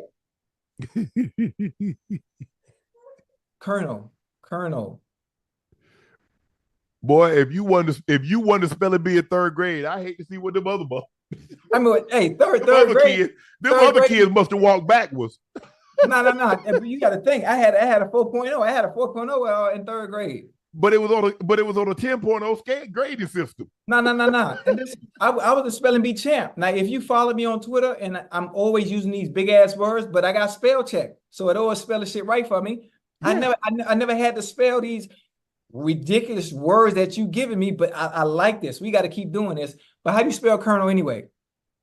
C-O-L-O-N-E-L. Where the fucking L coming at? Where the L coming at? What is it with the English language? After the first O and after the first O and after the E. You said Colonel. When you I sounded it out. There was no L in there. Hey, I like doing it. I like doing this. I like doing this. This is very humbling. This is I'm not Ocho. I'm not gonna lie to you. As smart as I am when it comes to other facets of my life, spelling just seems not to be my strong suit. No, hold on, Ocho. Colonel. Go ahead. C-O-L. Hey, chat. Hey, chat. Hey, let me read the chat. Let me see if y'all. I know y'all ain't. I know chat. I know y'all ain't trying to laugh because I know some of y'all don't know these goddamn words either. Ash, can you hear me? Poor Ocho can't spell worth a damn, and ain't nan one of y'all knew these words either. Like don't act a ditty and don't act high class like you knew them either. Hey Ash, hey, give me another word. Give me another word. Give me another word real quick.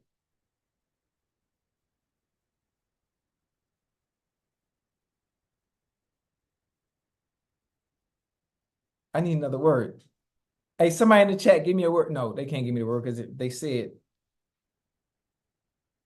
Hey, somebody talk about that was too easy. But y'all, hey, they be lying, man. Why y'all chat be lying? Oh, I knew how to spell Colonel. Stop lying, man. I need another.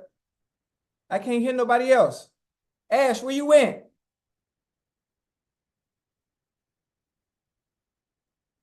Odyssey. Oh, I know that because I used to play the video game. Odyssey. Chat, this is Odyssey. I know I'm going to be right. Odyssey. O-D-Y. Wait, no. O-D-E-Y. Wait, no. Odyssey. Odyssey. O-D-D. Odyssey. No. O-D-E-S-S-E-Y. Odyssey. Did I get it right? I don't know. What did you say? Odyssey. Yes, I did. You were right the first time. O-D-Y. Oh, I was right. No. Odyssey. O-D-Y-S-E-Y. O-D-Y double S, because I play Odyssey. I play Odyssey on PlayStation. Okay. I got it right. Hey, I got one right, huh? Right? I don't know about all that. Ain't nobody said nothing. Because they know you're wrong. Odyssey, Yep. no. O-D-Y-S-S-E-Y. I played the video game on PlayStation. Did you win? Yeah, I beat it. I cheated though. Because you could Google how to cheat. Yeah, on PlayStation. Odyssey. I forgot the name of the whole game. Hey, chat, y'all remember the video game Odyssey? Odyssey something. Okay, Ocho. It's time for your favorite. We're gonna save this last word for Thursday. Yeah. Hey, we gotta do the spelling shit every time. I like this shit. Okay, Ocho. It's time for your favorite segment. Dunk on Unc. Dunk on Unc. Hey, don't be cheating tonight, man. I ain't.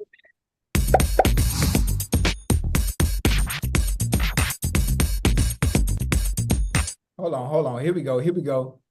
Oh no. Here we go. Dunk on Unc, chat. If Unc, you need Unc, chat. I need y'all to pay attention. Look at Unc's eyes. Watch his eyes, please. Watch his body language. It will let you know if he knows the answer ahead of time. Before he answers, if he looks left and looks right, he cheating. Question number 1. Dunk on Unc. Between USC, Texas, and Ohio State, which team has produced the most #1 overall picks in the NFL draft? Oh, this is a good one. Ooh. This is who now? USC, Texas, and Ohio State. Which collegiate team has produced the most #1 overall picks in the NFL draft? This is a good one. Ooh, woo. Okay. I think Tom Cousino went #1 in 79. Orlando Pace went #1. Big Daddy Dan Wilkerson went #1. USC had. I'm gonna say OJ Carson. It's a good one. It is. I'm gonna go USC. You are correct, Mr. Sharpe. That would I. USC has had 5 number 1 overall picks. Wait a minute. They're tied with Oklahoma, Notre Dame, and Georgia. Wait, am I wrong? Am I reading that wrong? Georgia had 5 number 1s? Wait, I think I'm reading it wrong. The answer, USC has had 5 number 1 overall picks. They're tied with Oklahoma, Notre Dame, and Georgia? Am I reading that right?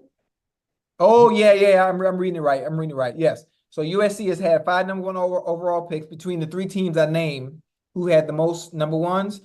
They're tied with Oklahoma, Notre Dame, and Georgia that have also had 5 number 1 overall picks. Okay. Okay, you got that one right. You got that one right. One for one. Question number 2. Guess this player. I started my career in the 80s. I held an NFL rushing record for 16 seasons. I was your teammate for 1 year. Hold on. I started my career in the 80s. I held an NFL rushing record for 16 seasons. I was your teammate for 1 year. This individual was your teammate for 1 year.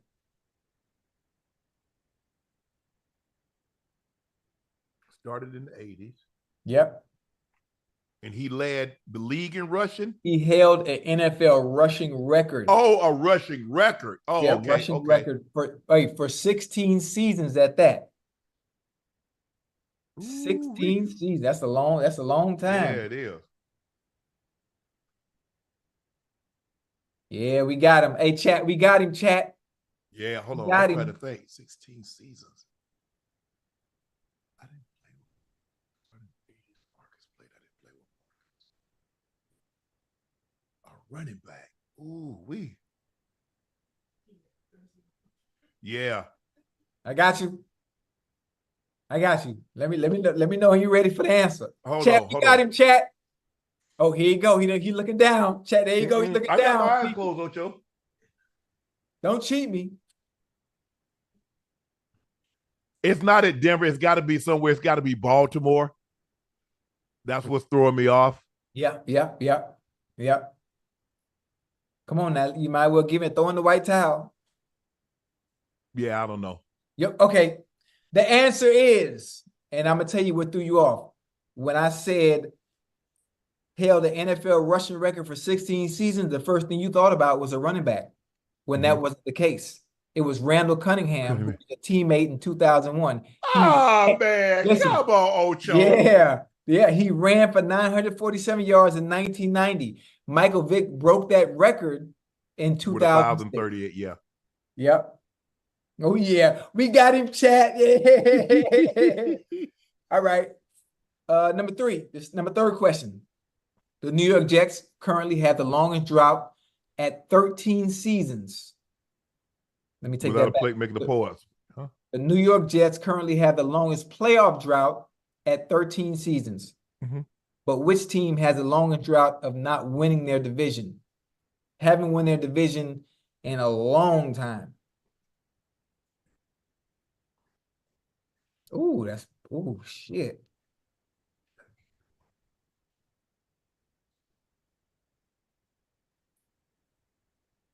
Yeah, you have to really know. Yeah, you gotta go. Hold on. You gotta know your A game on this one.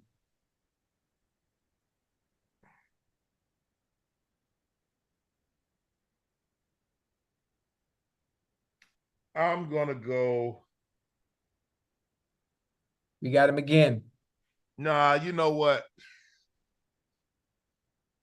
Don't do that. Every time you say you know what, and you look up, and you go ahead and you say the right answer.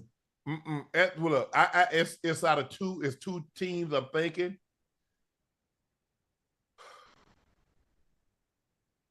You know, I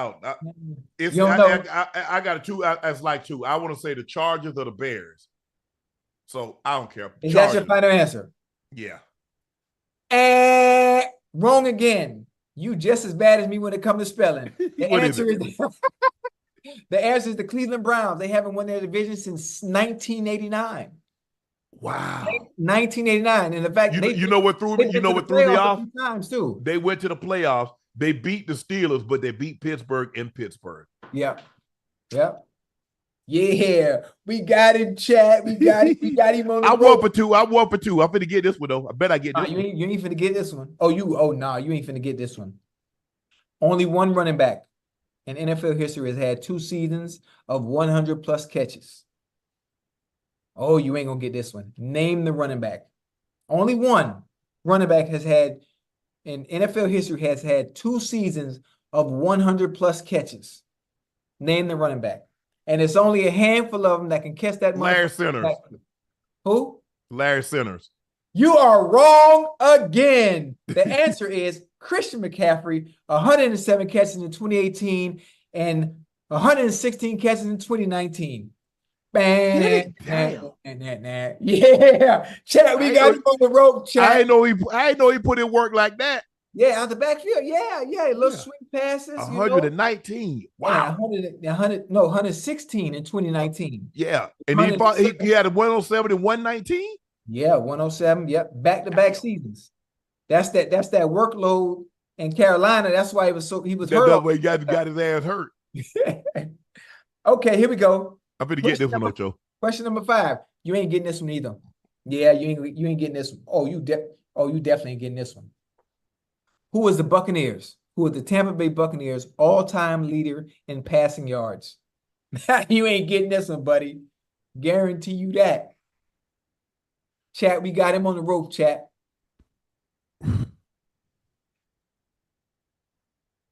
The way Tommy Hearns did Martin. And that Hold on. Nah, don't look that way. Ash sitting that way. Look straight ahead. I need you looking straight ahead. Ash ain't got no questions. She can hear me. Oh yeah. Chat, we got him. He just as bad as no. It's a 2. Let's see.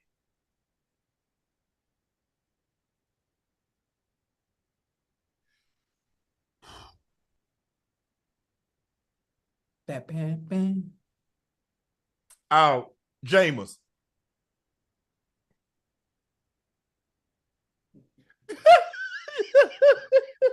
Jameis who? Hey, he cheated. Hell no. Hey, somebody gave him the answer. I swear, Ocho, here's my thing. Look, when you go back and look at it, Vinny Testaverde, it's like Vinny Testaverde or Trent Dilfer because they played the longest there. But if you go back and look at Jameis had a 5,000-yard season, a 4,000-yard season. So even though he wasn't there the years they were there, and they didn't throw the ball like that in the 80s or the 90s. So it's like process of elimination. Man, hell so was it Jameis Winston? Chat. It was Jameis Winston Marsalis. 19,000. He got 19,737 yards, followed by Vinny Testaverde with 14,820. Nah, I don't like. Nah. Chat. Well, you 2 for 5. You were 2 for. I told you I'm gonna get it. Chat, do you think I'm gonna go 0 for? Did you actually think I was gonna go 0 for, Ocho? Hey, Chat. He was cheating, Chat. Hey, Ocho, you know I was the trivia champ, right? I got this trophy to prove it. What's that from? Trivia champ. Hey. Nah. You scamming through, so you try to pick the hard ones. Oh, no. I'm just, listen, the questions are given to me before we start the show, and I run through them, I look at them, and I'm just trying to make sure that you are not given any knowledge of what is going to be asked. Because your producer picked the question, the trivia. Listen, all y'all be in cahoots. You know, they work for you. No, they don't. They work. That's your guy. For you. Yeah, I paid a salary, but he worked for you. Hey, that was. Yeah. Do you understand? Like Ash would literally like help y'all. Like, nah, Ash is on your side. Nah, Ash be trying. Hey, so that I won. I got like 2. I got what I get. How many I get right? 2 out of 5. Okay. 2. I got. Listen, out of the 5 words you asked me to spell, I got 2 right. And plus, Ocho, you got to realize I won Jeopardy. I won Jeopardy too. I got the app on my phone. You ain't the only one. No, I'm actually went on the show with Rest It So Alex Trebek. Alex.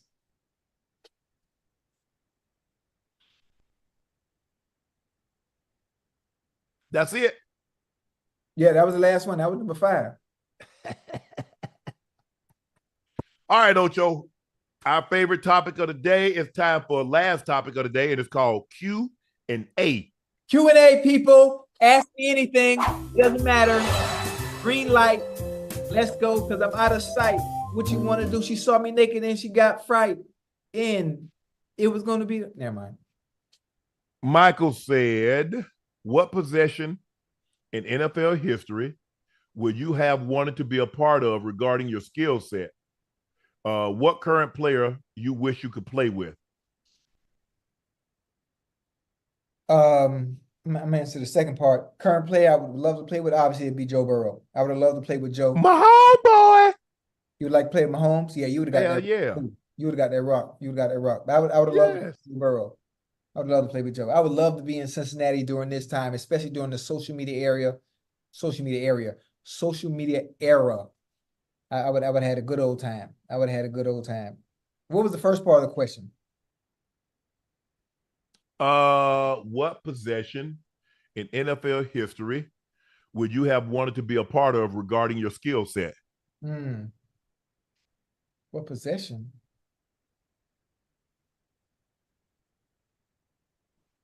Would you want to be faster? You want to be bigger?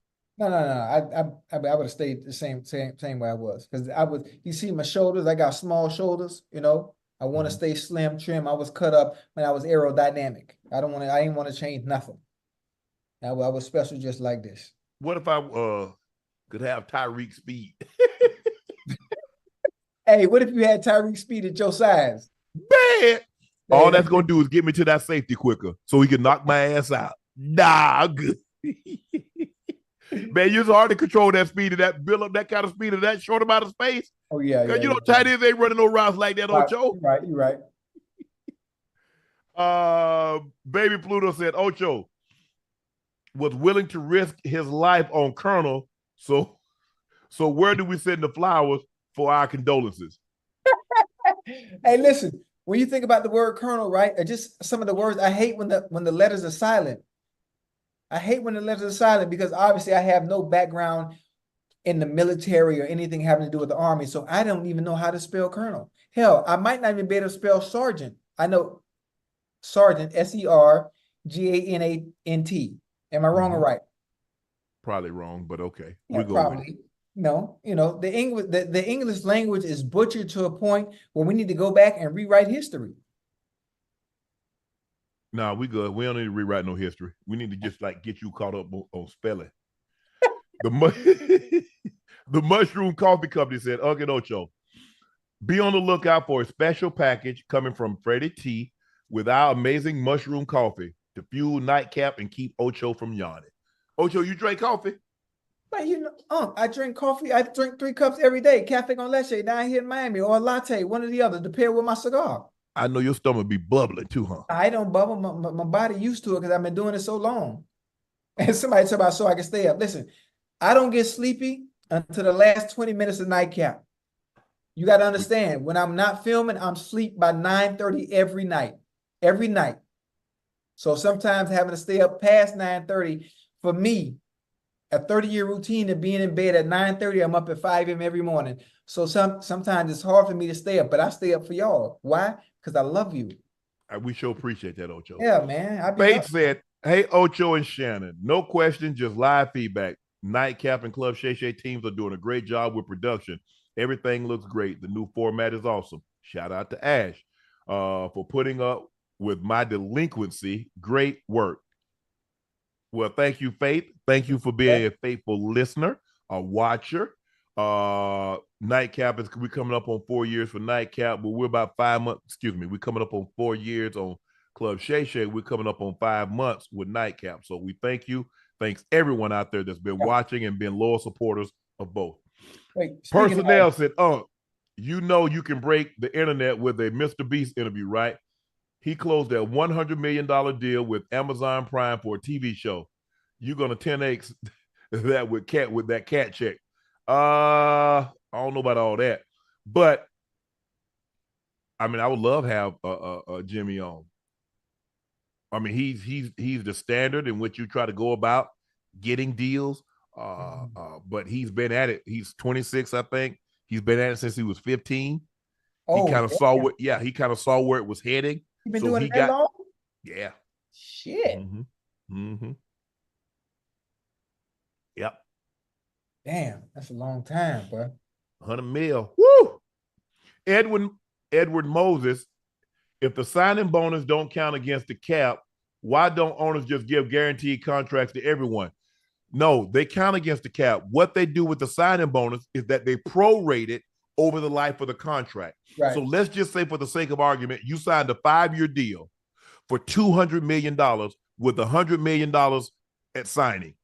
They take that and they break it up. So 20 million, 20 million, 20 million, 20 million, 20 million. So your first year, your cap number is probably going to be 21 million.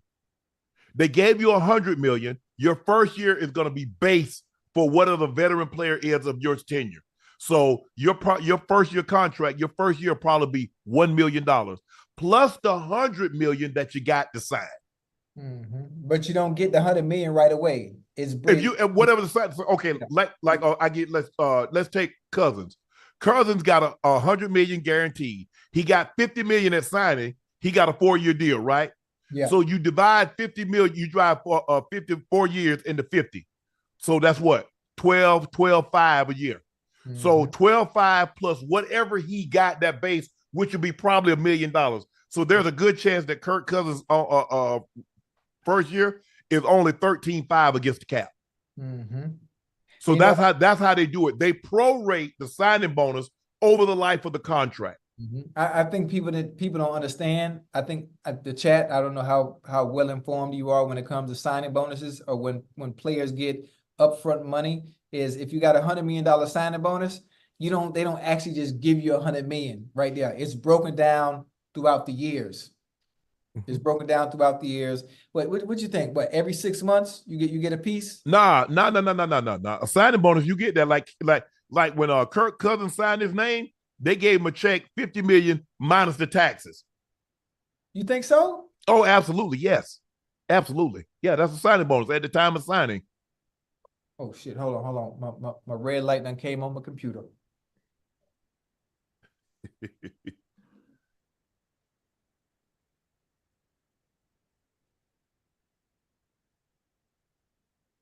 I got my cord. Boom, we good. Because here's the thing, Ocho. Now, say sometimes now they say, okay, when they say 100 million guaranteed, right, like Lamar, let's just take Lamar, and I think Lamar got 80 million. Yeah. They probably said, okay, Lamar, we're going to give you 40 million.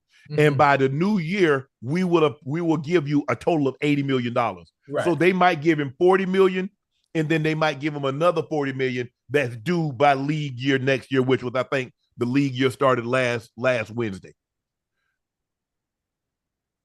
Shoot, shit must be different now. Because mine, if I'm not mistaken, I think mine was broken up. Or I might be thinking of something else. Yeah, they weren't making that bread like they were making back. Yeah. They were making bread. The owner was making. They was making good money. Don't get me wrong. It wasn't like it is now. Yeah. Oh, hell no. Hell no. Dr. Frankie L. Bellamy said, hey, Unc Ocho, other than your cell phone and wallet, what are 3 things you must have when you travel? A cigar. I ain't going nowhere. Cigar. When I'm traveling, I got to have my cigar. I got to have my chapstick. Matter of fact, it's sitting right here. Got to have my chapstick, and I got to have I got to have my coffee. I can't go without my coffee, man. It's like I'm not addicted to it, because if I need to stop, I could. Not that it's an addiction, but my coffee, my chapstick, and my cigar. It's a part of me. Obviously I got to have my glasses because I got to see. Chapstick. Why you don't just wear contacts? No, I don't want nothing on my eyes. No. No. Chapstick. I gotta have chapstick. Ain't nothing wrong. Ain't nothing worse than somebody look like they've been eating powdered donuts with lip be so ashy. So chapstick, my glasses. What else I need? Your earbuds. Jordan, we're talking about your lactate pills. Yeah, I definitely need those just in case. Nikki Grant said, "Hey, please tell Steven that he's no longer holds weight in the community because he didn't know Nilla wafers go in banana pudding. Ancestors wept. Ocho's sister Carmen, she's a great cook. What I hear, he has no reason to lie. Other people that she's cooked for say she's an excellent cook. So she's asking me, told Steven that to ask me, what would I like cooked? I say, tell her smothered fried pork chops, rice, collard greens, cornbread made in the skillet. He said everything but a dessert. She makes a mean carrot. Yeah, I said peach cobbler. Yeah. And then I said, what about banana pudding? He said, well, what going? I said, with plenty of cookies. I like cookies, lots of cookies. Vanilla wafers. He said, well, what cookies go in banana pudding? Vanilla wafers. My granddaddy, my grandma, and my granddaddy used to make that. I was like, I'm like, bro, what Oreos? I started to say Oreos. I'm like, bro, how you not know that vanilla wafers go in banana pudding? Yeah, you probably never had it. What's Stephen A. Smith from? New York. Oh man, they ain't had no banana pudding. Man, they don't have banana pudding. Everybody done had some banana pudding. But they got the bodega. They ain't got banana pudding at the bodega. If he eating Ocho, if he eating pudding without vanilla wafers, he eating tapioca. That ain't no pudding. That's tapioca. You got to have vanilla wafers and banana pudding. Yeah, but I'm just saying that's a Southern cuisine dessert. You know, they ain't got no vanilla wafers at bodegas out there. You know, they ain't got that. Oh my goodness, it's okay. Really? Yeah, they ain't nah. No, I gotta have that. I mean, when I like lots of cookies on mine. I like to damn near put a whole box and a half on your banana pudding. Yeah, in the middle and on top. Yes. Right. Hey, I'm not too fond of banana pudding. It's cool though. I like it. I'm more of a peach cobbler guy myself. I like peach cobbler. The lady that does mine, she put it in a jar, so I don't waste it too much. She put it in a jar because she makes a big old tub of it. I'm gonna eat a spoonful here or there, and it's gonna end up going to waste. So whenever she makes me dessert, she put them in a little jar. Right. Just enough. Yeah, just enough so they don't go to waste. Damn, what's the name? Damn, I never got a name now. I don't remember it. Yeah. I never got a name. She done been making dessert since I've been here. She made me a Louis Vuitton birthday cake. Oh boy, you got money. A Louis Vuitton birthday cake? She made me a birthday cake. Louis Vuitton. Listen, I like my birthday cake from Publix. And again, I know you ain't had the opportunity to have that Publix cupcakes or that Publix birthday cake. I don't like cupcakes. What? No. Oh, come on, Scrooge McDuck. Come on, man. You tripping. You like them cupcakes. Stephen A., we gonna vote you out. No, you can't come to the cookout. We damn sure ain't gonna let you bring nothing to the cookout. Who? Stephen A. Yeah. Because he gonna have raisins or pecans on the goddamn on potato salad. Watch. Dump that whole thing in the trash. Hey, I'm coming. I'm gonna bring the Czech sodas. Grape flavor, peach flavor, and orange. Fanta. You don't come with no Czech. Bring Fanta, you cheap ass. No, Czech soda better than Fanta. No, it ain't. Shit. Oh man. That Fanta great. That Fanta great. And that Fanta orange. Hold on. You ever had the Czech peach soda? What you talking about? Hey, Chad. Which is better?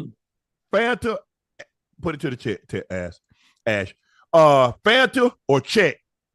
Man, you out your mind. Man, that Fanta grape and Fanta orange ain't nothing fucking with ain't nothing messing with that Fanta. These people in this chat, I don't know where some of these people in the chat might be from, but where we from, our family reunion, where we from out in Liberty City, we have Czech sodas at all family functions.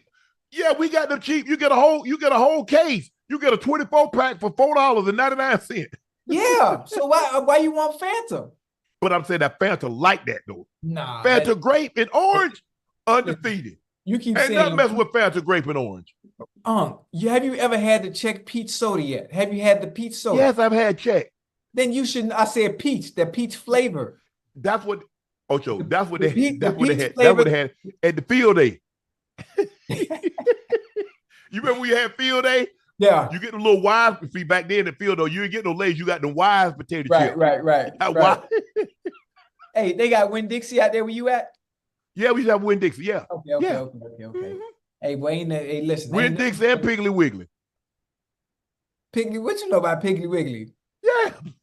Hold I know on. about Piggly Hey, Wiggly. you that remember used to be my luggage. Yeah, you remember remember Eckerd's? Y'all had Eckerd's Yeah. where you from? Drugstore.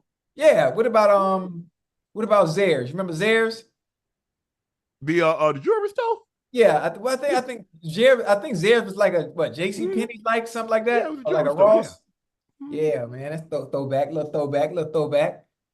Oh, I don't know what you talking, man. That goddamn on Fanta. That Fanta Nah, hit. Listen, Fanta is cool. I'm not gonna lie. Oh. I know you said great. Jordan, told me you like Tahitian treat. Who? Tahitian treat. That fruit is like a fruit punch. Yeah, I ain't never heard of that. The only fruit punch I know I get off the ice cream truck, jungle juice. We call it 25-gallon jungle juice. What you know about jungle juice? I know about that 25-gallon jungle juice. Hey, jungle juice. I mean, obviously you're not from Miami, but me, Yeah. when the ice cream truck come, I get my jungle juice. I get 2 Krispy Kreme donuts. I get a hot sausage and 2 pickle eggs. What's winning, Ash? What's winning? Fanta. Killing check. It is? Yeah, 82%. Man, they goddamn chat. They bougie in the motherfucker, man. They ain't trying to save no money. Spending all that money on soda. Family function in Liberty City. If you come to the family function and you don't have no check sodas, you might well don't even show up. Hey, check this out. Dylan Paris and Unc, would you ever choose a dating app to find love? Ocho, do your thing and find an ideal woman on one of those dating apps. First of all, if I were to sign up for a dating app, it's going to be all over the internet because first of all, people are probably not going to believe it's me. Mm-hmm. And then once they find out it is me, TMZ and everybody else is going to be like, how pathetic Shannon Sharpe got to be. The man is who he is, and he can't find a date. Sometimes that's the problem. Because of who you are, you have to resort to things like apps. You know? Oh, you don't think the people on the app know who the hell I am? No, but listen, for the person you are, the caliber of man and individual you are, you know they have an app specifically for the special folks. You I go. don't want that. I'm a man amongst the people. Right. Oh, now you're the man of the people. I'm a man amongst the people. You don't want to fly spirit, but you're a man of the people. Yep. Me and her gonna be on private. Her and I gonna be on private. Make it RC Cola. Y'all need to get out of here with that RC Cola. RC Cola? Who said that? RC Cola. Man, RC Cola was like with Coke was a quarter, RC Cola was 15 cents. Yeah. Oh, that's funny. I want a pop. I want a rock and roller. Oh. That was the RC Cola jingle. Hey, Saint the snapper. Hey, that diamond got me performing like 2016-17 Russell Westbrook. That blue diamond. See you some advertising. Check that. Ooh, we my shorty in trouble. I told him that diamond boy. Hey, woo! Listen, man, I'm listen. I haven't. It's over. I never took anything off the market. I'm gonna try that. I'm gonna try that one time. Man, you know, I'm over. I'm off caffeine and cigar smoke, and I go to work like that. I'm just curious what would happen if I put some octane in my system. Ooh. Woo! Yeah, I'm just curious. I'm curious. Everybody keep talking about it. They trying it. You know, you had the good stories about it. I just want to know. I'm just curious what would happen. Ain't nothing like 2 hours of trampoline action. You know what I mean? I ain't never trampoline action. I thought.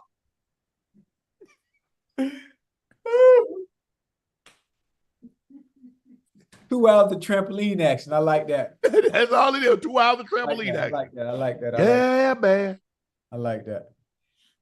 Bree said, "Hey, Unc and Ocho, I haven't been able to donate in a while. I'd be asleep when y'all live, but I love y'all, man. Ocho, run that war zone format. I'll get some wins." Breeze, I appreciate that. We appreciate everybody that's staying up. We know it's a little late, a little late on the East Coast. So we greatly appreciate any time that we come on. I know, and once the season start, especially on a Thursday, well, hell, Monday night, Thursday night, and Sunday night, we're gonna be coming on a little later than normal. But we appreciate you guys staying up with us and supporting us. So, excuse me, Kashawn Thomas, what's up, Uncle Ocho? Big fan, been with you guys from the start. I lost my mother a week ago. How did you guys handle losing a parent? Bro, we're sorry to hear that, Kashawn, bro. Stay prayed up. Sorry for the loss. Condolences. Yeah. Thoughts and prayers go out to you and your family. I was really young when I lost my dad. And I hadn't been around him. I'd only seen him one time to know who I was looking at my life. So I didn't have the attachment that you probably had with your mother. So I can just imagine, I give you like losing my grandmother, somebody that had been around my whole life, someone that gave me everything but life. It's tough. It's tough. And you never get over it. You just deal with it better. And as days pass, months pass, years pass, there's not a time that you're not going to not think about her, but you'll get better at dealing with the loss. So I'm praying for you, bro. I'm sorry for your loss, and keep your head up. So, Sir Kate says, "What's up, guys? 2 questions. Could Muhammad Ali handle today's top heavyweights? And what's one sports moment in history when your team lost and it still eats at you to this day?" Mine was Villanova Dagger on UNC. Could he handle some of the heavyweights today? Yeah. I would say because of his skill set and his ability to box, to outbox most of the heavyweights today. He is a pure boxer with phenomenal movement in the ring. And because of that, he can keep his distance, put that jab on your ass. He can put the jab on your ass for 12 goddamn rounds if need be. Yeah. And if you got to bang, he'll bang. But he has an elite skill set. I think that not very many of the heavyweights have outside of Tyson Fury. Is a great pure boxer, as is Usyk. I'm talking about just boxing, just pure boxing. Joshua's nice, but I mean, just the skill, the movement, the in, the out, not many like Ali, man. Not many like Ali. No, you know, Ali weighed, I think the heaviest when he was in his prime was 205. That's it? Yeah. Oh, he was light. He was light. Yeah. And the thing is, what happened around the 80s, early 90s, they had this thing called the super heavyweight, where you had your Riddick Bowes, you had your Lennox Lewis, and then later in the 90s, you had your you had your Klitschko's. George was always a big heavyweight. George was like 225, 230. So he was always, you look at a guy like a George Frazier, who was compact, who didn't weigh, I think George might have weighed probably 200, 205 himself. And then you started getting these guys that became 6'5", 250. Right. Even after they had come down and being away in training camp for 6 to 8 weeks. The super heavyweight, Vladimir Klitschko, 6'7", 255, the Russian Hammer. You had who were because a lot of these guys came from, back, maybe not as much now in the heavyweight division, but Ali won the gold medal in 60. And I think Frazier won it in 64. And then Foreman won it in 68. You have Klitschko, who won the gold medal. Lennox Lewis won the gold medal in the super heavyweight division. So I believe he could, but he's going to use this. He's not going to put himself in harm's way. But I like it. I love watching him. I think I saw one fight. I think I saw his last fight. I think I saw him fight Trevor Burbick, and I saw him fight Larry Holmes. Larry Holmes used to be his training partner, and Larry Holmes didn't want to fight him. He knew it was over, but Ali needed the money and he fought. The one loss that still eats at me today, Jacksonville beat us in the divisional round of the playoffs. I ain't never getting over that one. Ain't ish I can do about it, but I still ain't getting over it. Still ain't getting over it. What's yours, Ocho? What's your loss that still nags at you? Man, obviously my postseason success it wasn't much, but I think when we started 4-0, We started 4-0 in that 2005 season, and we went to Jacksonville. I think it might have been Monday night. We went to Jacksonville on Monday night, and we lost that game to go 4-1. And my black ass in the goddamn locker room, boohoo crying, like we just lost the Super Bowl. That's the first thing that comes to mind. Yeah, man, that thing hurt. Ooh-wee, that thing hurt. I never forget. Yeah, you know that. Yeah, they did my Big Daddy Riddick bow. Thank you guys for joining us tonight. Thank you for joining us for another episode of Nightcap.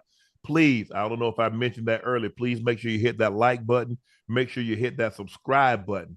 Thank you so much. You've helped us gain 1,157,000 subscribers. You know, our magic goal, April 8th, Ocho, we got to be at 1.2 million. That's our goal. We got to stay on track. Yeah. At least 100,000 subs every month. That's our goal. We got to stay on track with that. Thank you guys for selling out Shea by Laportier. We have pinned it at the link at the top of the chat. We're only taking pre-orders, but we do have enough to fulfill orders that we promised. And if you order, you will receive your bottle. Please make sure you subscribe to the Nightcap podcast feed. You can listen to the show through the Club Shay Shay, but we would greatly appreciate it if you signed up to the Nightcap podcast feed. Thank you for joining us again for another episode of Nightcap. I am your favorite Unc, Shannon Sharpe. He's your favorite number 85, route runner extraordinaire, Bengals, Ring of Fame honoree, All-Pro, Pro Bowler, Liberty City's own, Mr. Chad Ochocinco Johnson, Rosado, better the lesser half of Rail Rosado. Thank you for joining us. We're out. I'll see you on Wednesday with Gil.